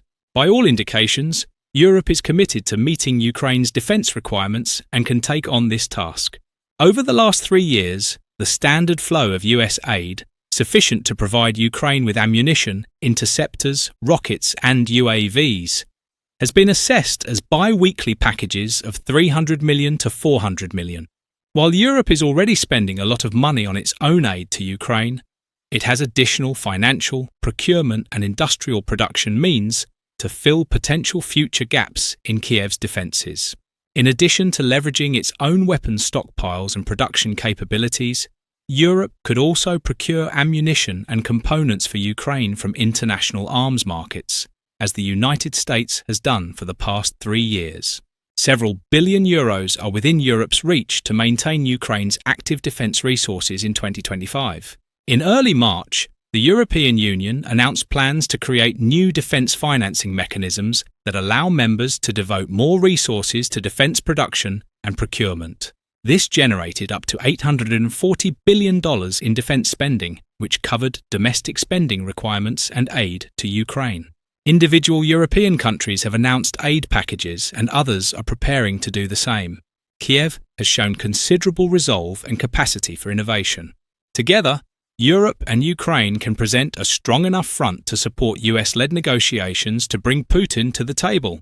Ukraine and the United States will be in a better position to negotiate peace and reject Russia's unacceptable demands for a deal in which Washington is diplomatically and financially committed to Kiev's defense. But all will not be lost for Ukraine if this path is lost. After resisting repeated Russian aggression starting in 2014, building an army that repelled a full-scale Russian invasion in 2022, and maintaining a strong defence in the 3 years since then, it seems highly unlikely that Ukrainians will now unilaterally surrender. And they may not need to, as Europe has heeded the call for a united defence. What do you think about this issue? Let us know your thoughts in the comments. Thank you for watching. A series of explosions have been reported at 2 Russian military installations. The backlog features include a range of up to 700 kilometers traveling at speeds of 700 kilometers per hour. Russia's once feared myth of invincibility is crumbling. Military failures, record losses of personnel and equipment, a deep economic crisis and demographic collapse are shaking the Kremlin's power. But Putin's worst nightmare has been Ukraine's offensive into the heart of Russia. By aggressively expanding its cross-border operations, Kiev is targeting the chains that feed the Russian war machine. Oil facilities, critical supply lines, and factories providing military logistics are being hit by Ukraine's advanced drone strikes. These attacks are destroying not only infrastructure, but also Putin's authority and the trust of the Russian people. There are now deep cracks in the walls of the Kremlin. So how will Putin respond to these attacks? Will Russia be able to strengthen its defences, or will Ukraine's uninhibited moves plunge Moscow into an even bigger crisis? For answers to these questions and more, our video begins. But first, please don't forget to subscribe to our channel, turn on notifications, and give us a like to stay up to date with our content. First, let's take a closer look at what has been happening in Russia in recent days. Ukrainian drones have attacked several locations in the Russian Federation. The first location was the Bryansk region. The drones targeted the OAO Conserve-Sushprod enterprise in the city of Starodub, which produces dry rations for the Russian army. Local media and the public reported that the plant was attacked with Peklo drone missiles. Residents reported hearing 7 explosions in the area where the plant is located, followed by a fire. Bryansk Governor Alexander Bogomas reported that the attacks on the city of Starodub were carried out by 6 drones. It was claimed that 9 aircraft-type drones were destroyed over the territory of Bryansk region by the air defense forces of the Russian Defense Ministry. The drones then attacked Ryazan, Lipetsk, Voronezh and Kursk regions. Lipetsk Regional Governor Igor Artemonov announced an air threat regime in the entire region. The governor spoke about the threat of a UAV attack on Lipetsk and Lipetsk Municipal District.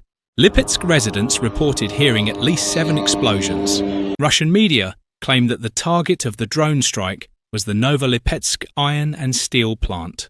Footage of the sound of explosions in the area where this plant is located and in the city of Lipetsk at night was published on the internet.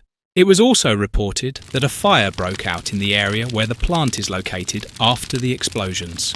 Lieutenant Andrei Kovalenko, head of the Center for Countering Disinformation under the National Security and Defense Council of Ukraine, made statements about the attack on the Novolipetsk iron and steel plant. Kovalenko noted that this plant is one of the largest metallurgical enterprises in the Russian Federation. The plant plays an important role in meeting the needs of the industrial complex in Russia, including the defense sector. NLMK produces a wide range of metal products used in military equipment, armored vehicles, and shipbuilding. NLMK metal is used in the production of armored vehicles, especially the hulls of combat vehicles, as well as in the aircraft industry and missile industry. Russian military ships and submarines are being built using steel supplied by the Novolipetsk plant. NLMK metal is used for the repair and modernization of armored vehicles. So NLMK is on the list of strategic enterprises of the Russian Federation, and its activities are closely linked to the economic and military components of the Kremlin. The drone's next port of call was the Ryazan region. Numerous explosions were heard in Ryazan, while local media reported that drones were carrying out airstrikes and air defense operations. Ryazan Governor Peter Malkov claimed that air defense systems had destroyed a drone over Ryazan territory. Malkov said that, according to preliminary information, there were no casualties. Residential buildings and social infrastructure facilities were not damaged. Emergency services are working at the site of the debris fall, Material damage is being assessed. Local residents reported hearing explosions in the area of the Ryazan refinery, and footage of the drone attack was posted online. At least 6 explosions were reported in the Voronezh region. The drone attack may have targeted a distillery in the city of Butalinovka. According to local governor Alexander Gusev, air defense forces in the skies over Voronezh discovered and destroyed drone number 1. According to the governor, there were no casualties, but falling debris damaged the windows of an apartment. Finally, drone attacks are also reported in the Kursk region, where operations by the Ukrainian Defense Forces continue. Kovalenko, the head of the Central Control Center, stated that explosions were heard around the city of Koronevo after the drone attack. Ukraine's deadly drone strikes are targeting critical Russian facilities one by one, and Moscow is clearly failing to stop them. While the Kremlin claims that its air defense systems are operating at full capacity, the reality is very different. Russian air defenses are failing to detect and destroy Ukraine's small but highly effective drones. As the attacks continue unabated, sirens, explosions and clouds of smoke have become part of everyday life in Russian cities. Russians, who once only followed the war on the news, now feel the heat of war directly in their homes. It is clear that there is no safe place left even inside Russia. But how powerful are the Ukrainian drones that have carried out these devastating attacks on Russia? Ukraine's airstrikes on Russia's energy sector appear to be entering a new phase of increasing intensity. Ukraine's efforts to bring Putin's invasion to Russia have been hampered by restrictions on the use of Western-supplied weapons, as Kiev's partners fear risk escalating the conflict. The Kremlin has skillfully exploited these fears, with Putin openly warning that any attempt to lift restrictions on long-range strikes in September 2024 would mean NATO and Russia were at war. To circumvent Western restrictions, Ukraine has prioritized domestic production of long-range drones and missiles capable of hitting targets deep inside Russia. Progress has been rapid thanks to Ukraine's innovative defense technology sector and the country's strong Soviet-era aviation heritage. In late 2024, Ukrainian President Volodymyr Zelensky showcased a series of new domestically produced drones and missiles with extended ranges and payload capacities. Ukrainian officials have stated that they plan to produce 30,000 long-range drones and 3,000 missiles in the current year. Commander-in-Chief Alexander Syrsky emphasized the importance of unmanned systems on the battlefield, noting that the number of Russian targets destroyed by Ukrainian drones in February increased by 22% compared to January. The commander noted that first-person view UAVs and multi-rotor bombers remain the most effective tools. Syrsky said Russia is rapidly adapting to Ukraine's drone warfare strategies and developing its own technologies, including fiber optic-controlled drones. Some of Kiev's Western partners, meanwhile, appear to recognize the strategic importance of Ukraine's growing long-range arsenal and are providing technical support and funding for production. But it will be some time before Ukraine has enough long-range firepower to seriously threaten Russia's ability to wage war. Right now, Ukraine's airstrikes are achieving more limited objectives, such as disrupting Russia's energy industry, straining the Kremlin's limited air defenses, and undermining Moscow's efforts to insulate ordinary Russians from the war. Since the start of the full-scale invasion 3 years ago, Putin has been careful to create a business-as-usual climate within Russia itself. His remarkable daily attacks on Ukrainian oil refineries and storage depots are now sending a strong message to the Russian people that the war launched by the Kremlin in February 2022 will not only be fought on foreign soil. Ukraine's expanding arsenal of locally produced long-range weapons is particularly important at a time of growing uncertainty over the future of United States military aid to the country. Throughout the war, the Ukrainian military was heavily dependent on the United States and other Western partners for vital arms supplies. Now, however, Ukraine is turning heads with its domestic arms industry. In particular, advanced drones like the Peklo used in the recent attacks are a tangible sign of how far Ukraine has come in weapons production. So what exactly are the Peklo drone missiles that carried out these attacks, and what features do they have? Known in Ukrainian as Peklo or Hell, the newest locally produced munition has a significantly longer range than the Western cruise and tactical ballistic missiles in Kiev's inventory. Reports indicate that Peklo can reach ranges of up to 700 kilometers and speeds of up to 700 kilometers per hour. With this range ratio, the Peklo drone missile is a new word in the capabilities of the Ukrainian Defense Forces to hit military targets on the territory of the Russian Federation. It is important to note that unlike conventional missiles, drone missiles have the ability to change direction, overcome obstacles, and operate in conditions of counteraction with electronic warfare systems. The mounting structures on the upper part of the UAV missile's body indicate that the missile can be launched not from the ground, but from air carriers, i.e., fighter jets. This increases the tactical and technical characteristics of Peklo and its ability to hit targets in the deep regions of the Russian Federation. As for the dimensions, Peklo's approximate length and wingspan are estimated at about 2 meters. Due to the compact size of the missile, the weight of the warhead is unlikely to exceed 50 kilograms. This estimate is comparable to conceptually similar systems such as Anduril's Barracuda. While it is technically possible to increase the warhead weight, it would reduce the missile's range proportionally. Peklo's propulsion system is a compact turbojet engine, but its specific model has not yet been defined. For such airborne systems, thrust levels of 400 to 600 newtons, achievable with engines weighing between 4 and 8 kilograms, may be sufficient. The maximum thrust can reach 1,500 newtons, supported by engines weighing about 17 kilograms. The Peklo drone missile is known to cost about $1 million. Ukraine manages to deliver powerful blows to Russia at little cost. If Ukraine continues to escalate the current wave of attacks on Russia's economically vital but vulnerable energy industry, the Russian leader may be forced to reconsider the possibilities of its invasion. So how close are we to peace in the Ukrainian war? The United States reports that Ukraine has accepted a 30-day ceasefire proposal with Russia after 3 years of war. The announcement came after peace talks in Saudi Arabia, where Ukrainian President Volodymyr Zelensky travelled on March 10 in a remarkable turn of events. The ball is now in Russia's court as to whether it accepts the ceasefire proposal. Zelensky's recent shouting match at the White House with United States President Donald Trump and Vice President J.D. Vance could not have been much worse from the Ukrainian leader's perspective. Both Trump and Vance launched scathing attacks on Zelensky before their meeting abruptly ended. The outcome of the meeting initially looked even worse than the meeting itself.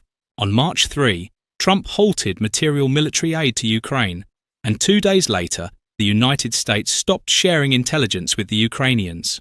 The intelligence decision has since been reversed after Ukraine accepted a ceasefire offer. During his presidential campaign, Trump promised to end the war within 24 hours. After winning his second term, Trump has at times appeared indifferent and even hostile towards Russia. But the domestic turmoil fueled by many of his policies has apparently led him to seek a victory in international relations. Ukraine comes into play. However, Trump's increased focus on Ukraine in recent weeks has required the Ukrainian leader to adapt. He is therefore taking steps to increase support for Ukraine in a world devoid of American leadership. Trump's obsession with Ukraine stems from several aspects of his worldview. First, while theories that Trump is a Russian agent are exaggerated, he appears to be close to Russian President Vladimir Putin. This closeness probably stems from the fact that Putin, like Trump, sees the world in a transactional way. Putin is someone with whom Trump, who presents himself as a deal-maker, can reach an agreement. Second, the Russia-Ukraine conflict coincides with Trump's worldview that the United States does too much to secure international stability, and the rest of the world does too little. This is particularly true for Europe, which Trump believes is getting a free ride through American security guarantees. Third, Trump believes that Ukraine has the potential to help American industry and defense, but not in a military way. Ukraine's rare earth minerals have significant economic and military implications, and the market is dominated by China, which Trump and many others see as America's main competitor. Fourth and finally, Trump correctly sees that the United States has influence over Ukraine. American military aid has largely enabled Ukraine to wage a protracted war against a much larger enemy. While Russia's military and economic disruption benefits the United States, Trump's focus on short-term goals largely ignores this point. But Trump did not take into account Zelensky's strength of character. While Trump is trying to use Ukraine to his advantage, Zelensky remains focused on Ukraine's interests. The resulting personality clash between the two men made the chaotic Oval Office meeting almost inevitable. Given Trump's rhetoric towards Zelensky ahead of this meeting, it is interesting that the Ukrainian leader agreed to the meeting. However, Zelensky himself reportedly pushed for the meeting, and even French President Emmanuel Macron intervened on his behalf. Before the complicated meeting, American support for Ukraine was fading. There has been no new aid to Ukraine since Trump took over the presidency. Ukraine needs a new patron for its survival. Zelensky took risks during the conflict, not all of which worked in his or Ukraine's favour. But these risks were always calculated. The attempt to increase support for Ukraine among its non-American allies after the controversial White House meeting could be an example of such calculation. After the meeting, the international community rallied around Ukraine. But what was most important was Europe's reaction. For all the problems with Trump's approach, he is right that Europe's response to Russia's invasion has left much to be desired for Ukraine. While Europe has provided more financial assistance to Ukraine than the United States, this has largely been in sudden bursts and only after American leadership on the issue. France and the UK have emerged as the biggest supporters of Ukraine in Europe. This is nothing new. Both countries have been among the most vocal supporters of Ukraine over the last few years. But what Ukraine needs is for this vocal support to translate into action. Immediately after Zelensky's meeting with European leaders in London in early March, European Commission President Ursula von der Leyen announced an €800 billion programme to strengthen the defence capacities of European Union members. While not perfect, renewed support from the European Union and the UK could enable Ukraine to keep fighting as Russia's declining economy hinders Putin's war effort. After the Oval Office showdown with Trump and Vance, Zelensky did his best to repair Ukraine's relationship with the United States and satisfy Trump's ego. But tensions remain. From Ukraine's point of view, it needs a new partner in its war against Russia, and the EU could serve this purpose. The United States could be the country that pushes for a ceasefire in Ukraine. But it is Europe that can play the most important role in helping Ukraine win the war. Thank you for following us.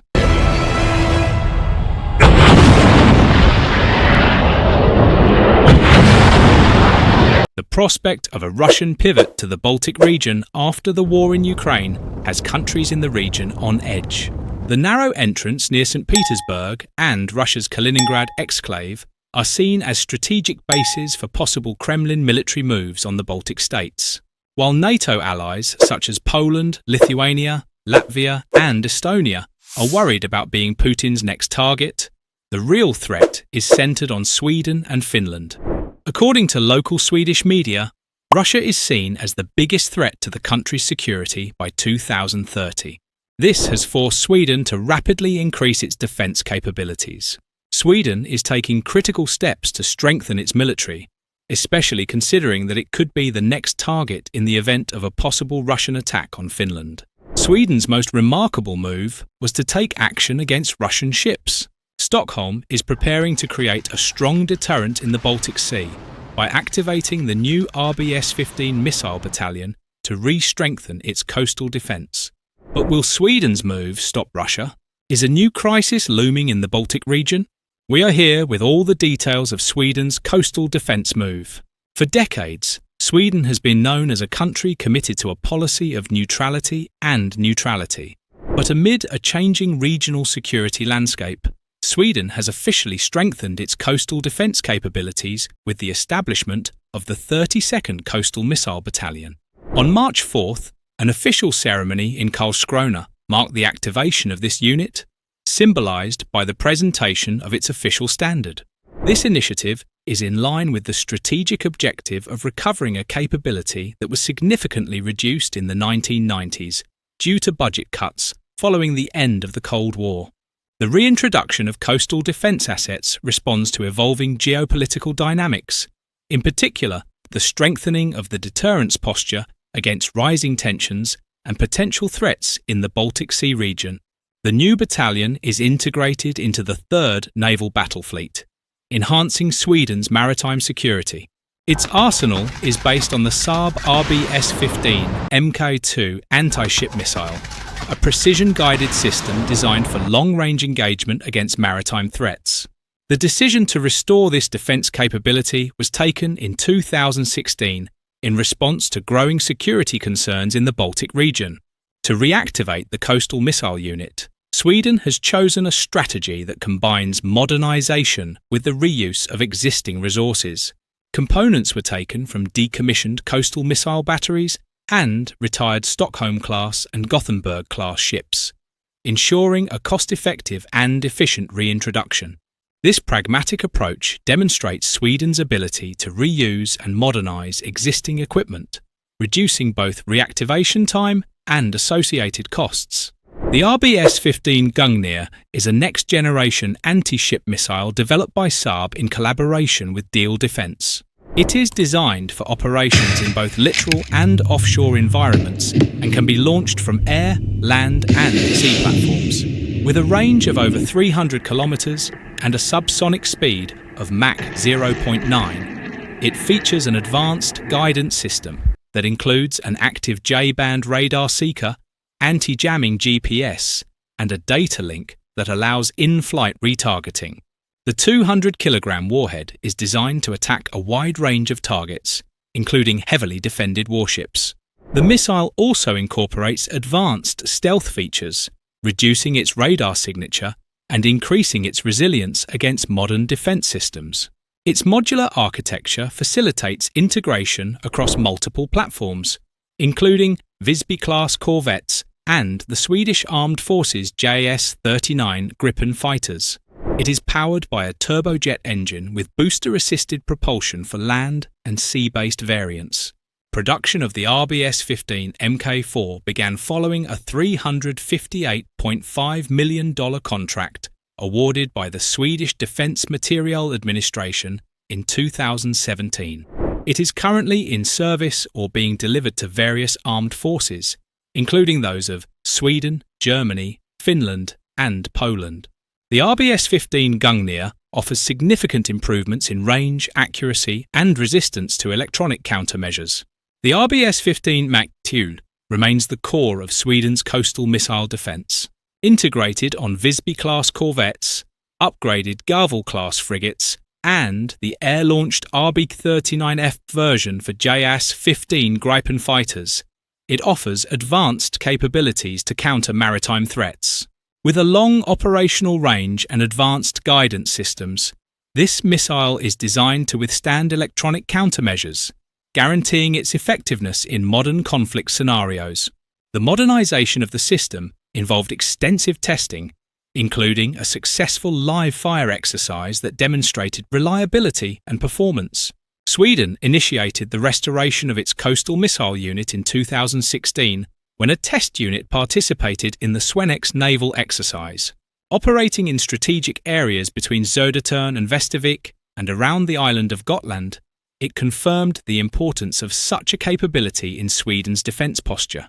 With the activation of the 32nd Coastal Missile Battalion, Sweden has significantly increased its maritime defence, reinforcing a more robust coastal security strategy in the Baltic region.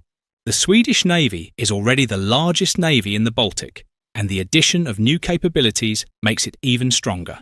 In terms of surface forces, the Swedish Navy consists of 7 corvettes. Stockholm also has 5 submarines of its own production. These are the most advanced conventional submarines ever built. It is very important to note that these naval assets are designed to operate in the shallow Baltic waters. Unlike the ships in the United States fleet, they are accompanied by 9 anti-mine ships, 13 patrol vessels, 1 reconnaissance vessel, as well as logistical support and rescue units. The long coastline is protected by more than 100 attack and landing ships. Sweden's entry into the largest defence alliance in world history, with this strong naval presence, makes the Baltic Sea a de facto NATO lake. These forces mean a significant increase in defence capabilities in case of direct war with Russia. Given Sweden's deterrent naval elements, the Russian Baltic Fleet is considered to have lost its operational capabilities in local waters. To further understand Russia's exposure to the Swedish Navy, it will be necessary to analyse the structure of the Scandinavian naval power in much more detail, and the benefits it could bring to NATO. Founded in 1522, the Navy has a long tradition as a maritime power. The Swedish Navy has extensive experience in national and regional defence and protection of commercial shipping at sea. These are two core maritime missions that span a wide range. Moreover, the Swedish Navy has some experience in multilateral maritime operations, such as the European Union's anti-piracy mission Atalanta 2010 and the UNIFIL Naval Task Force 2006-2007. Sweden's naval capability contribution includes 4 key assets: small warships, amphibious boats, and the soon-to-be launched submarines and signals intelligence vessels. The Visby-class corvettes are a sleek and capable class of ships optimised for Sweden's rugged coastlines. Their low radar signature can help hide them from enemy sensors. These corvettes will provide a presence for NATO standing naval groups operating in the Baltic and Northern Flank region, bringing much-needed reliability to NATO's littoral components. On the other hand, Sweden's amphibious assault element, the CB-90 fast boats, which are attracting interest, especially around the Baltic coastal states, is another valuable contribution to the alliance and its northern flank. Amphibious warfare has gained significant traction in the Baltic Sea, whether through pre-2022 Russian Navy exercises, Allied amphibious elements operating as part of the Joint Expeditionary Force, or repeated visits by the United States Navy's USS Kearsarge Amphibious Readiness Group. While large decks represent the highest level of amphibious warfare, the Baltic littoral states and NATO are also trying to implement offensive and defensive small boat operations from the sea. Sweden is one of the most important countries that has proven itself in this regard. Stockholm also attaches great importance to secrecy when it comes to amphibious forces. With this in mind, the A-26 programme was officially launched in 2015 after the Defence Materiel Administration ordered 2 new generation submarines for the Royal Swedish Navy. The Blekinge-class submarines will each be 65 metres long and have a surface displacement of 2,000 tonnes. The submarines will be equipped with a Sterling AIP and will be able to dive for more than 18 days. While the standard crew will reportedly consist of 26 sailors, the submarines can carry up to 35 sailors, including commandos and other passengers. According to Naval Technology's December 2023 report, the modular hull structure of the submarines produced under the A-26 programme is made of special steel developed to offer high seakeeping performance and operational efficiency. In addition, the submarine's X-rudder configuration with 4 independently controlled control surfaces is designed to provide high manoeuvrability. The A-26 programme uses Saab's Ghost stealth technology.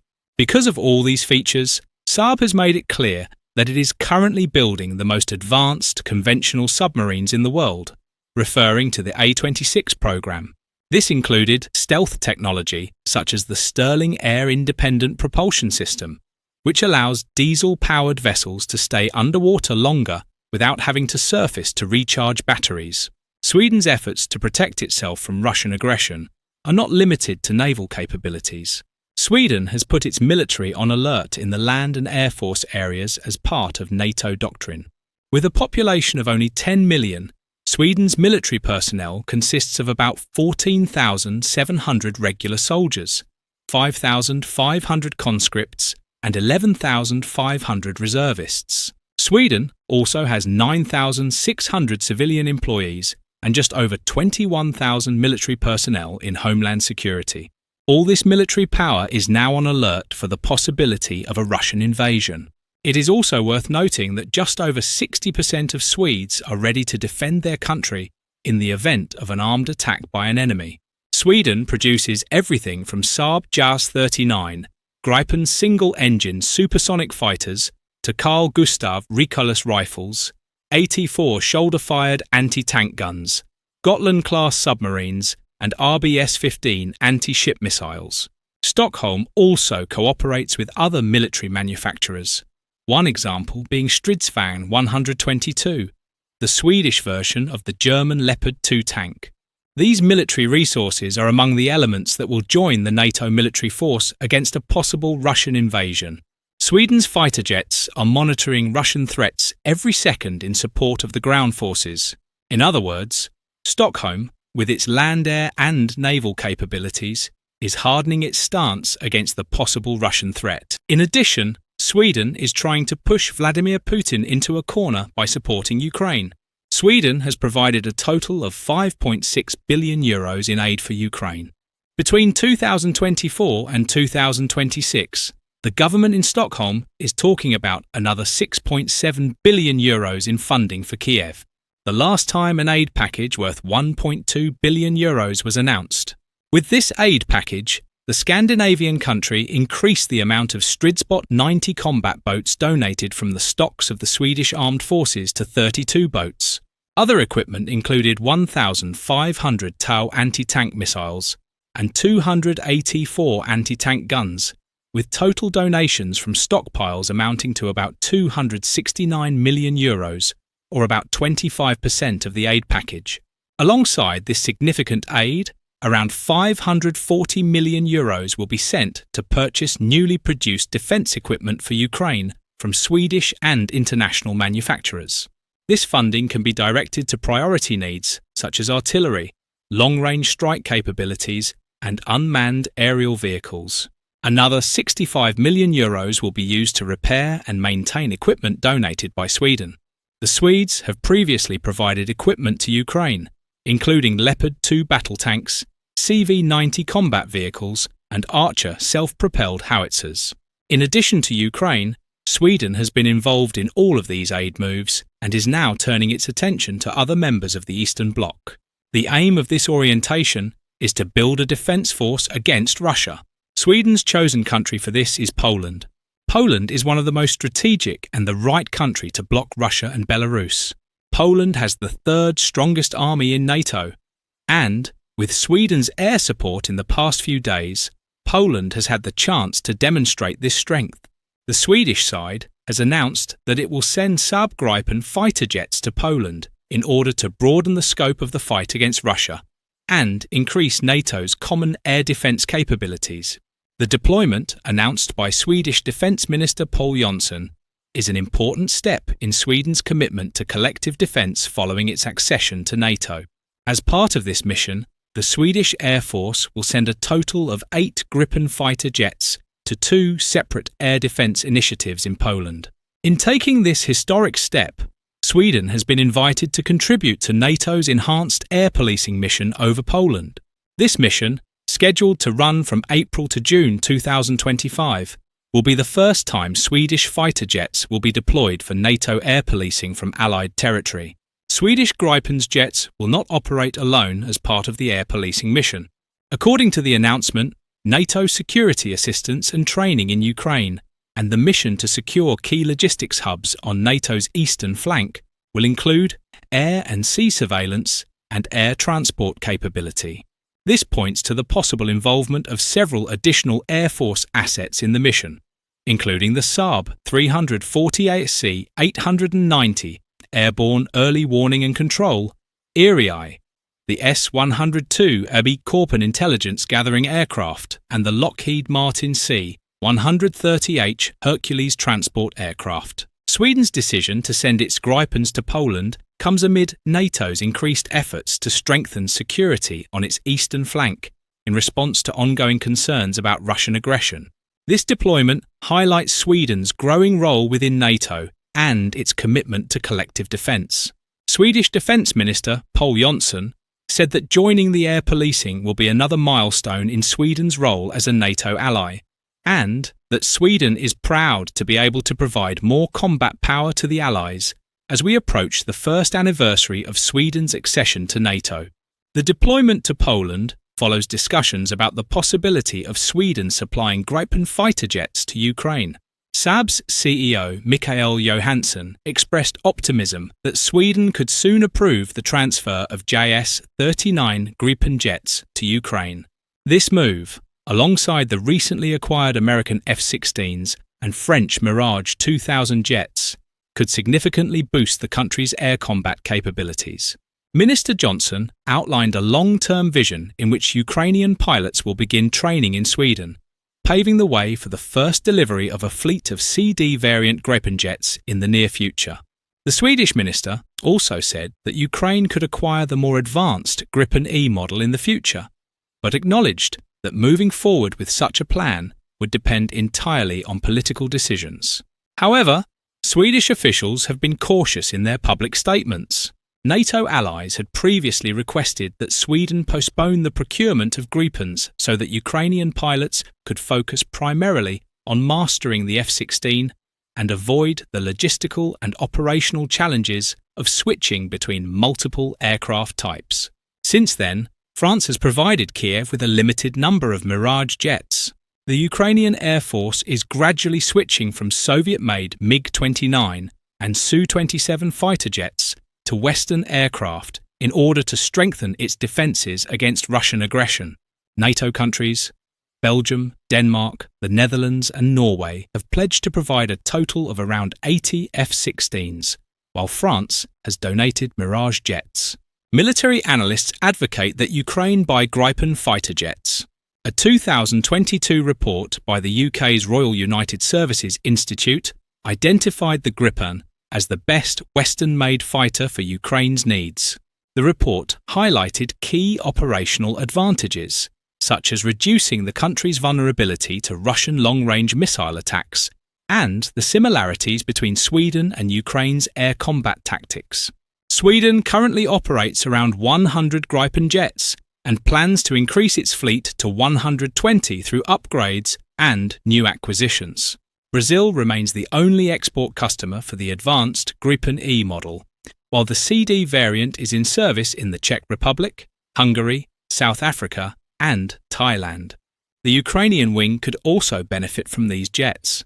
Izhev Steel could give Kiev an incredible advantage over Moscow. We will see more clearly how effective this advantage is and what difference the Swedish Steel Saab jets make during the exercises and air policing deployment in Poland. In short, Sweden has taken on the responsibility of protecting not only its own borders, but also the security of Europe. The strengthening of its army, its military support to Ukraine, and the equipment it is providing to its Eastern Bloc allies are the clearest indicators of Stockholm's resolve against Russian aggression. These moves are not only part of Sweden's defence strategy, but also evidence of the reshaping of Europe's security architecture. Thank you for following us. Throughout history, Crimea has been coveted by empires, the scene of great wars and at the centre of geopolitical calculations. Today, Crimea is once again the focal point of a conflict upsetting global balances. From the Crimean Khanate under Ottoman rule to the annexation of Crimea by Russian Tsarina Catherine II in 1783, Crimea's strategic importance has only increased. However, the region has become one of Putin's biggest trump cards, where he uses the rhetoric of historical rights to legitimize his imperial ambitions, triggering one of the 21st century's longest wars. Crimea is no longer just an issue between Ukraine and Russia. The historic peninsula is a turning point that has radically changed the way world leaders view Putin. Putin's illegal annexation of Crimea in 2014 radically shifted the global balance of power. One by one, countries that had once cooperated with Moscow switched sides and turned against Russia. The harsh reaction of European countries such as Sweden, Poland and Finland was expected. But the big surprise came from Turkey. Ankara, while providing military support to Ukraine, clearly declared that Crimea is Ukrainian territory. Ukrayna'nın toprak bütünlüğü, egemenliği ve bağımsızlığına olan güçlü desteğimizi sürdürüyoruz. This was Turkey's message to Putin to get out of Crimea. So how will Turkey's tough stance transform its relations with Russia? How will Ankara's decisive stance shape the future of Crimea? Let's take a closer look at the latest developments as Crimea once again plays a decisive role on the stage of history. But first, please do not forget to subscribe to our channel, turn on notifications, and give us a like to stay up to date with our content. As the 11th anniversary of the annexation of Crimea passed, reactions against Russia were once again voiced loudly. The Turkish Foreign Ministry made a statement on the anniversary of the annexation. The ministry stated that Turkey does not recognise the de facto situation in Crimea, which is contrary to international law, and supports Ukraine's territorial integrity and sovereignty. It was emphasised that Turkey will continue to closely monitor the developments in Crimea, especially the situation of the Crimean Tatar Turks, the indigenous people of the peninsula, and will keep them on the agenda of the international community. These statements were consistent with Turkey's previous position on Crimea. As it can be recalled, at the 4th Crimea summit held in September, Turkish President Recep Tayyip Erdogan took a clear stance on the issue. In his speech at that time, Erdogan emphasized that the war must end immediately with a just and lasting peace on the basis of Ukraine's territorial integrity, sovereignty, and independence. The Turkish leader said that Russia's annexation of Luhansk, Donetsk, Kherson, and Zaporizhia regions should be recognized as invalid, and the Crimean Peninsula should be recognized as an integral part of Ukraine again. Erdogan's statements underlined Turkey's steadfast support for Ukraine's territorial integrity and sent a clear message to Russia. Erdogan stated that he believes that further steps will be taken to support the Crimean Tatar Turks, and said, "I believe that additional steps will continue to be taken in the coming period to strengthen the rights of Crimean Tatar Turks." He emphasized that Turkey has never recognized the annexation of Crimea, which further increased the suffering of the people of the region. Erdogan emphasized the right of Crimean Tatar Turks to live in freedom, security, and peace in their homeland. Crimean Tatars have ethnic, linguistic, and historical ties with Turkey, and were a protectorate of the Ottoman Empire until it was annexed by the Russian Empire in 1783. Turkey and the United States, as well as the United Nations General Assembly, have condemned the annexation as illegal. So what does Turkey mean for Ukraine? The first thing we need to talk about is how Turkey is using its geostrategic advantages in the Black Sea to stop Russia. In fact, Turkey's naval support to Ukraine in the Black Sea comes as no surprise. Simply put, Ankara will not allow Kiev to fall under Moscow's control. To this end, Turkey is militarily supporting Ukraine and will continue to do so as long as the war continues. This is rooted in the fact that Turkey sees Ukraine as an important ally in the balance of power around the Black Sea. The only access to the Black Sea by sea is through the Turkish Straits, namely the Bosphorus and the Dardanelles. The Montreux Convention of 1936, which regulates access to the Black Sea by sea, has made Turkey a sort of Black Sea gatekeeper. The convention allows only the littoral states of Bulgaria, Georgia, Romania, Russia, Ukraine, and Turkey to have large and permanent navies in the Black Sea. Of these states, only Russia and Turkey have large navies. Given that Russia is Turkey's historic rival and a militarily larger power than Turkey, Ankara is developing good relations with the other 4 Black Sea countries in order to create a balancing bloc around the Black Sea against Moscow. To this end, Turkey is providing Kiev with naval support to make Ukraine more resilient, at least in terms of its navy, in its war against Russia.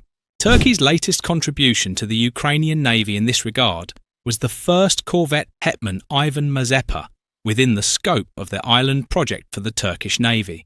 The shared data allows us to estimate that the Hetman Ivan Mazepa corvette is already equipped with at least artillery weapons, namely the Leonardo Superfast 76mm bowgun mount and the Aselsan Gökdeniz 35mm anti-aircraft gun mount. Hetman Ivan Mazepa will give Ukraine a very important advantage in the Black Sea, even after its war with Russia. By providing this advantage to Ukraine, Turkey will be able to minimize the Russian threat in the Black Sea. In addition to the navy, Turkey's assistance to Ukraine in the field of unmanned aerial vehicles is an obvious fact. For example, Baykar's Akinci combat drone and Kizilelma combat drone which were introduced in 2021, use Ukrainian-made Ivchenko Progress engines. Kizilelma is even called the brave Turkish bird in Ukraine. However, TB2S have a very special place among the drones Turkey has sent to Ukraine. The TB2S have become intrinsically linked to the public's perception of Ukraine's underdog struggle against Moscow. The TB2 was most effective when Russian supply lines were overstretched in a multi-front, large-scale and stumbling invasion campaign. In addition, the TB2 has an advanced sensor suite and was able to guide other assets such as drones and missiles to targets, while remaining out of range of many Russian defense systems. The Ukrainian armed forces have received Cobra, 2 tactical vehicles developed by the Turkish company Otokar, which have achieved significant success on the battlefield against Russian forces. Ukrainians have repeatedly posted remarkable videos about Cobra vehicles on social media. The videos emphasized how robust these vehicles are and how they add great strength to the Ukrainian army. On the other hand, Turkey is considering including Ukraine in its ongoing project on a new fighter jet and has signalled that it may include Kiev in this development in terms of air force. After the first flight of Turkey's new fighter jet, the Khan, the Ankara government indicated that Ukraine could be involved in the project. Once all plans are in place, Turkey could support Ukraine with second-hand F-16A or serve as a repair and upgrade centre for F-16S used by Ukraine and others. Once more, Khan jets are in the air, and more F-16S are developed in its fleet. For Ukraine, this would be a major air power against Russia. Turkey, which has put Ukraine in an important position militarily, has also been very prominent with humanitarian aid. Since the beginning of the war, Turkey has provided a lot of humanitarian aid to Ukraine through the International Organization for Migration IOM.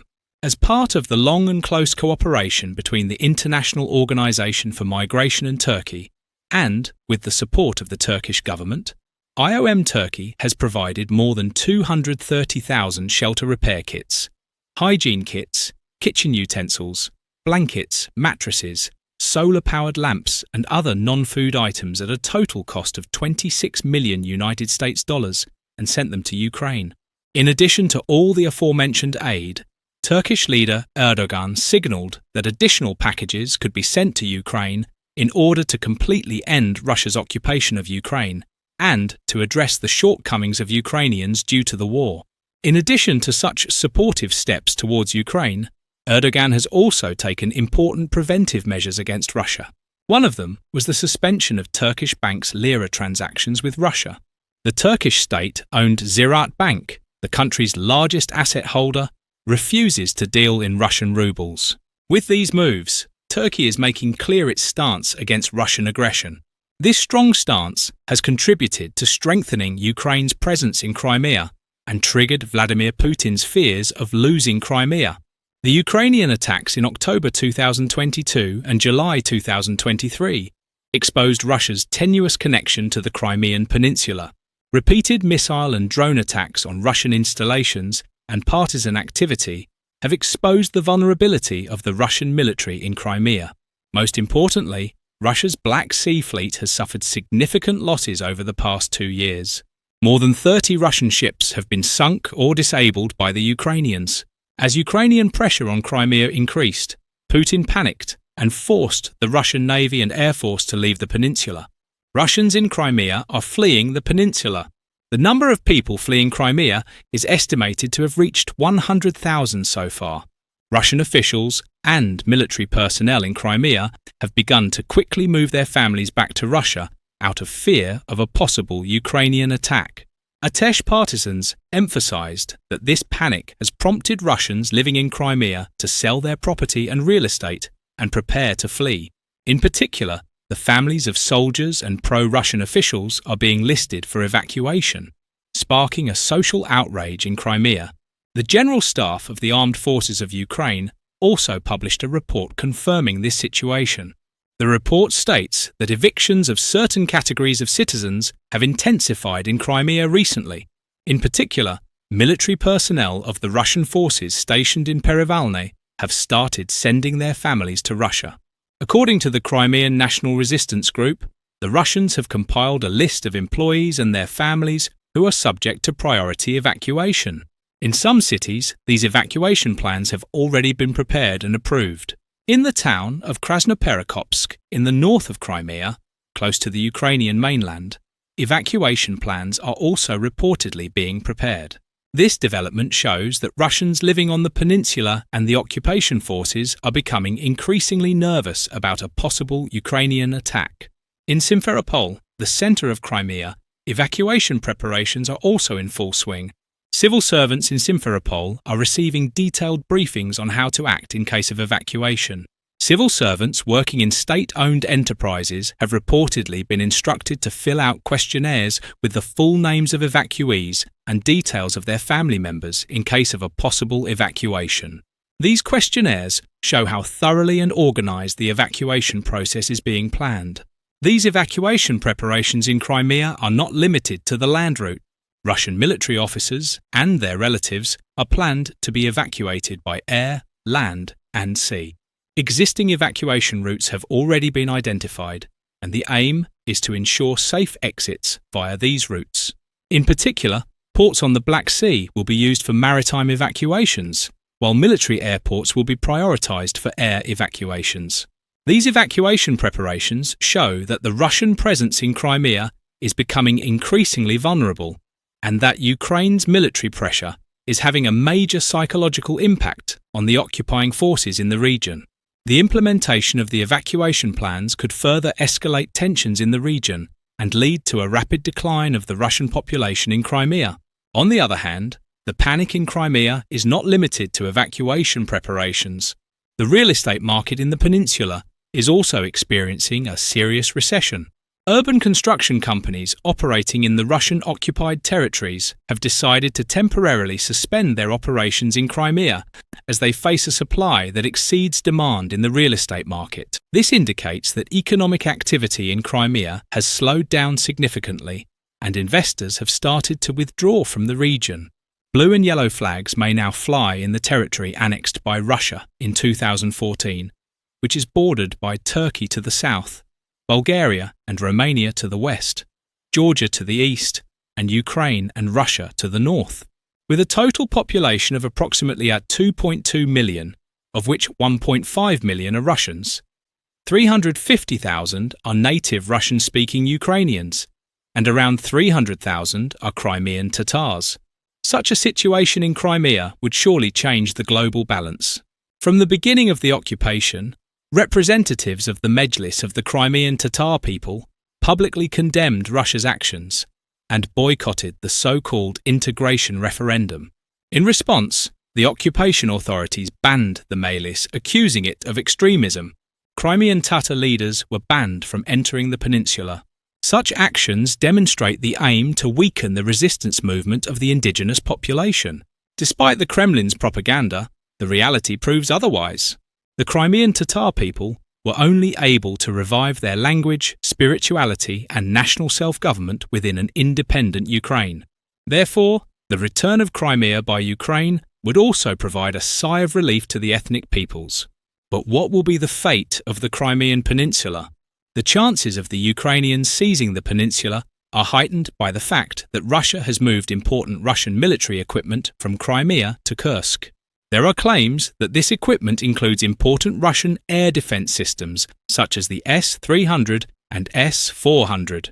The transfer of such systems from Crimea to different war fronts paves the way for the Ukrainians to strike the peninsula with drones and long-range missiles.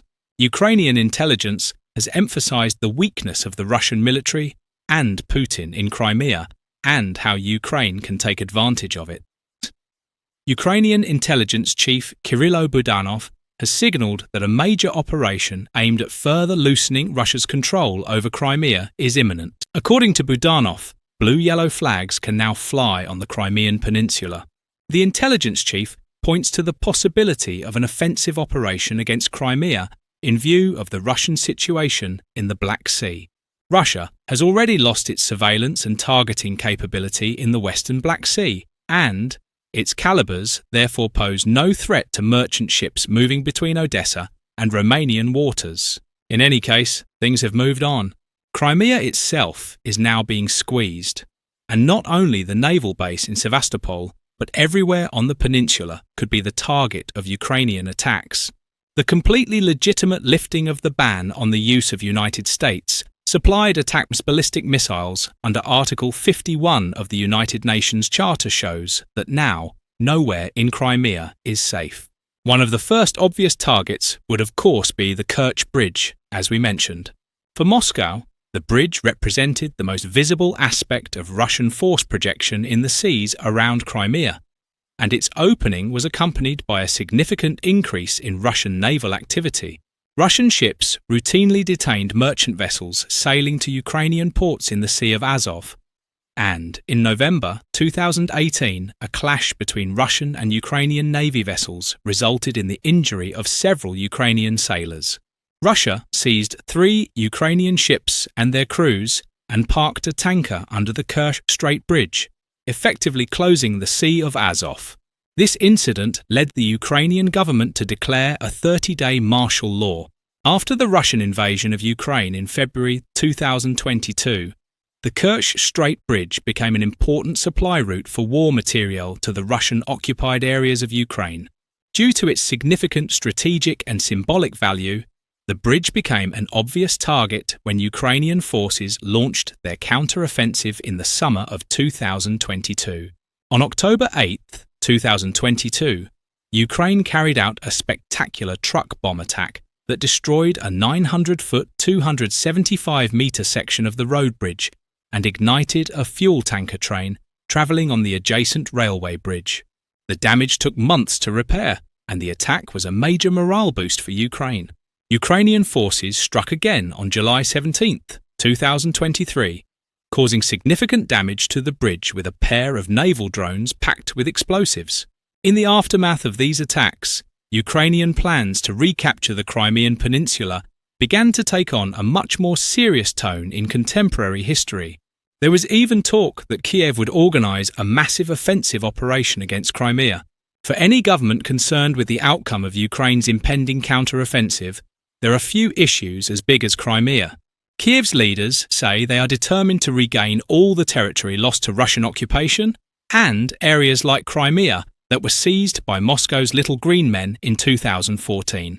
How Crimea plays out in the next round of fighting is likely to depend on how the main players interpret the wider military, political, diplomatic, and even demographic landscape. In other words, how the Ukrainians strategize here will determine the future of Crimea. This is likely to be a very ambitious undertaking. There are only 2 roads connecting the Ukrainian mainland to Crimea. One crosses a narrow isthmus, and the other could easily be cut by demolishing a vulnerable bridge.